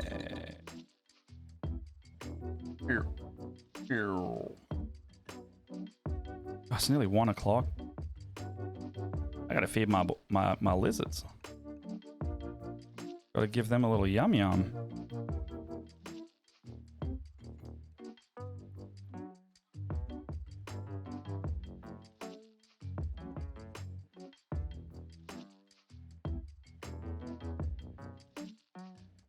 Okay, so goes kind of there. Oh, it's hot today.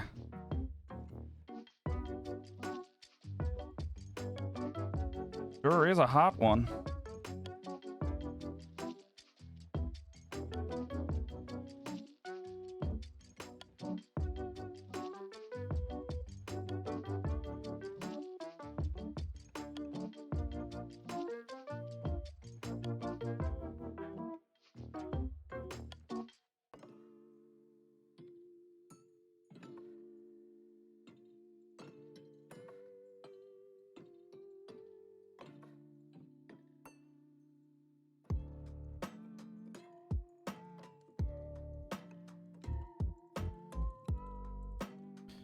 Done wrong here.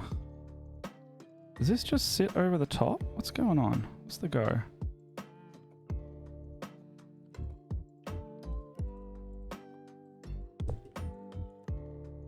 Okay, so this part sits, I think, over. Oh, okay.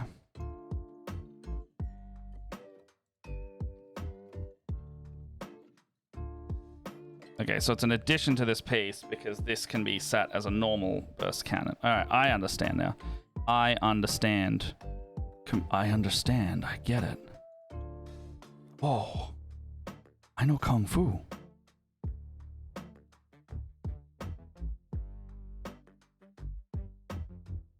Okay, so now that sits on this piece, and then the barrel now sits on this. Question mark? Yes. Okay, we did it. We did it. Little Gatling gun.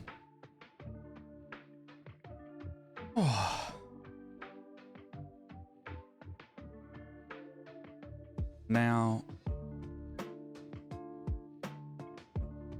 so okay, what do we got here? Now we got the burst cannon, we got the 2 fusion blasters. That's the weaponries, and then he's got like just kind of one of these things with the sensor vanes. It's like it's pretty regular in terms of that. However, the burst cannons and things have to go like up here, which is the tricky bit. So I don't know how to do these because I need... What if I just created like a little guy that floats beside them? Maybe if I just created a little guy, like some little floaty drones that... What is that? Why is that like that? Oh.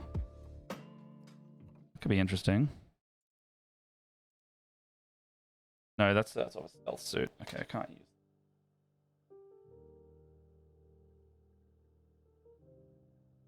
Okay, so broken one. That's the regular one. There we go. Okay, so what I have to do is manage to... I think the posing will come first, and if I have to, I'll create some like drones on the same base to emulate the weapons that they have to have, because I don't think it will fit properly to have the arm there. Like, I could probably fit like one of them there. Go away, Windows Update. I don't want... Oh, you can't turn off all notifications for you anymore. That's pretty sick.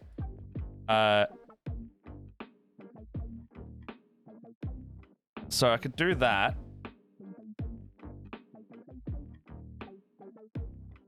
That can sit one of them. However, the second I want to put that arm reclined up the back of the head is the tricky bit.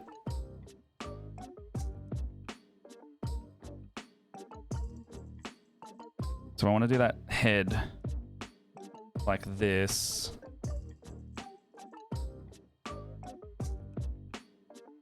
I mean, the other option is just to have the hand going down to like a little support. So they're, you know, they're more or less like...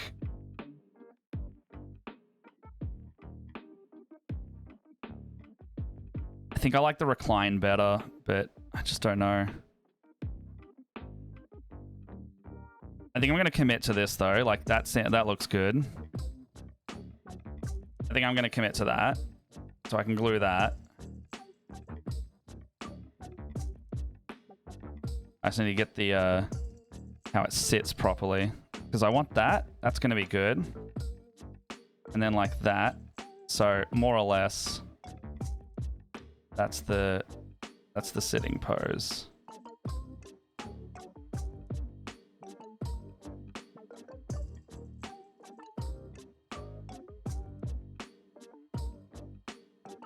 If I do that, hey D20, how are you doing? I'm trying to pose my battlesuit commander like they're checking their phone while they're like reclining back. Because I'm making more I'm making this whole army into bubblegum pop like the other one I was doing. You had seen that one around. And they're all gonna have candy bases with nails and nail things and shit everywhere.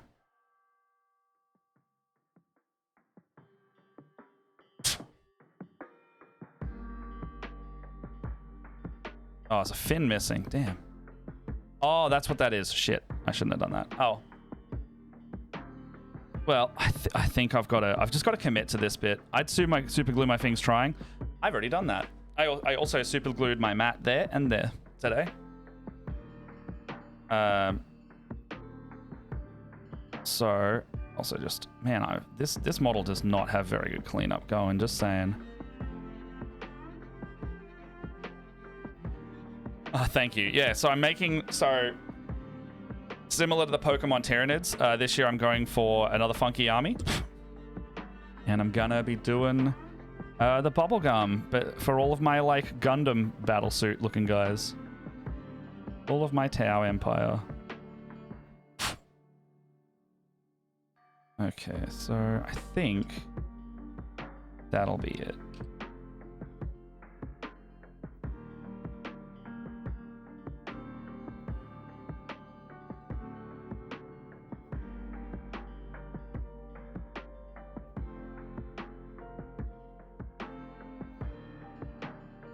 It's really fighting me on the posing though right now.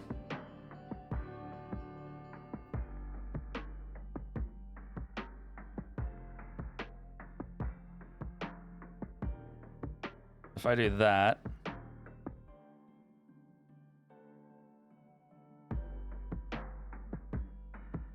I think that'll work. I'm just gonna glue that there.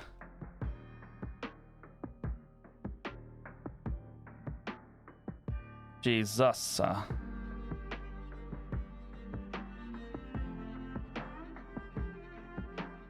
right, I'm gonna just do a little bit of glue. And that way, if I really hate it, I can snap it and do something else.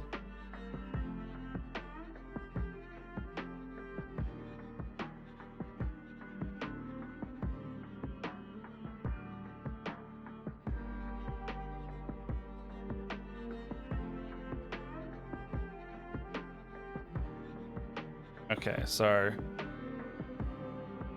that is more or less how they're sitting now. And I can gap fill in there, but like, you know, the vibe is there. I'm just gonna try and like pose most of this now. And I might, I'm gonna softly commit to the, yeah, the Emperor's gonna be pissed at these ones.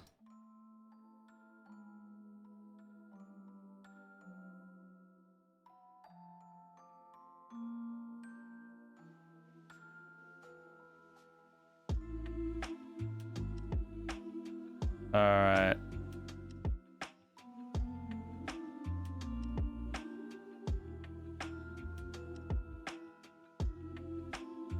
And there must be no contact points in this at all right now, because that is not gluing too fast.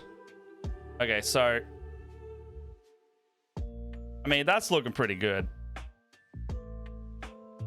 I mean, you could have him like, you know, if you were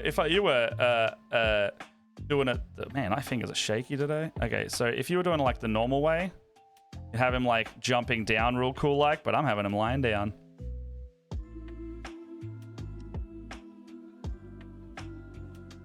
Okay, so from here we go, I could stick the head on, but what I do need to fit first, it looks like the Bubblegum Heresy chapter. Yeah, I don't know if I'll do a full Space Marine thing. Oh, Jesus Christ. I don't know if I'll do a full Space Marine thing. However, I do want to do a, I think the Arc Army's 1350 points.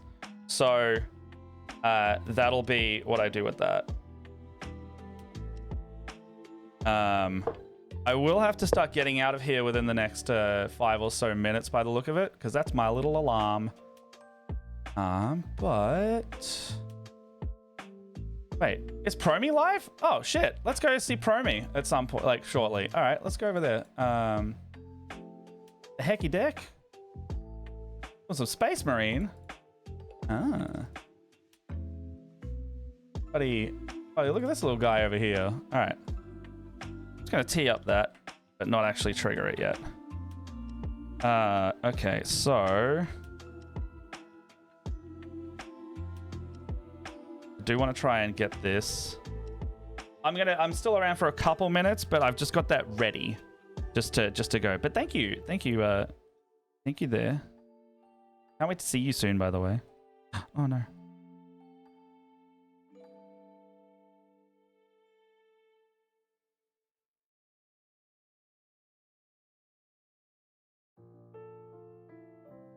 I love how poseable these guys are.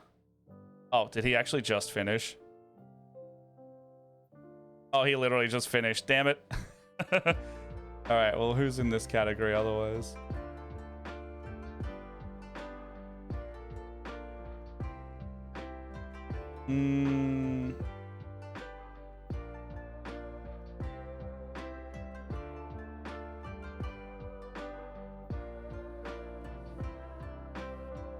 I got a... Oh, Summer Forgery's got a couple people. Let's go over there. I don't know them, but... See what they're doing. What are they doing? There's a lot of things going on over there. Oh, let's go over there anyway. All right. I'm going to get out of here then. May as well, now that I'm already triggering all this and looking around. But, hey, thank you for joining me. I have plans, but must press the book it button. Super fair. Let me know the dates, because I can, like, see what I can do around work. Mid-March, bad. I'm out of the country. Mid to late March, bad for me. I will see you, though. There's a very small chance I may see you tomorrow. I don't think so at this point. It depends on if any work comes up otherwise. I do really want to play Outer Wilds soon, but it will take a back seat if I need to do work stuff. So, other than that, I'll be back on Monday for Barovia with Elliot, Ash, and the gang. The rest of the gang is Saz and Rin. What do we got here? Then we got me and Jess playing some more games in the evening. We might start another co-op game. We're not sure if we're gonna play Stanley Parable, because we were like, this is really fun. It's really hard to play this game, talk, and do all the things. So it was fun, but we might just do something else and play the many endings offline. But yeah. Other than that, we're gonna go to Summit Forgery. They are also streaming with Visit the Chronicler and Crasher247. They are doing some Workshop Wednesday artillery units, and yeah, be good to them. Let them know we sent you. And yeah, we haven't rated these guys before. We're not following either, so we are just taking a community one on this. So enjoy and engage at your wishes. So I'll see you on Tuesday, and goodbye.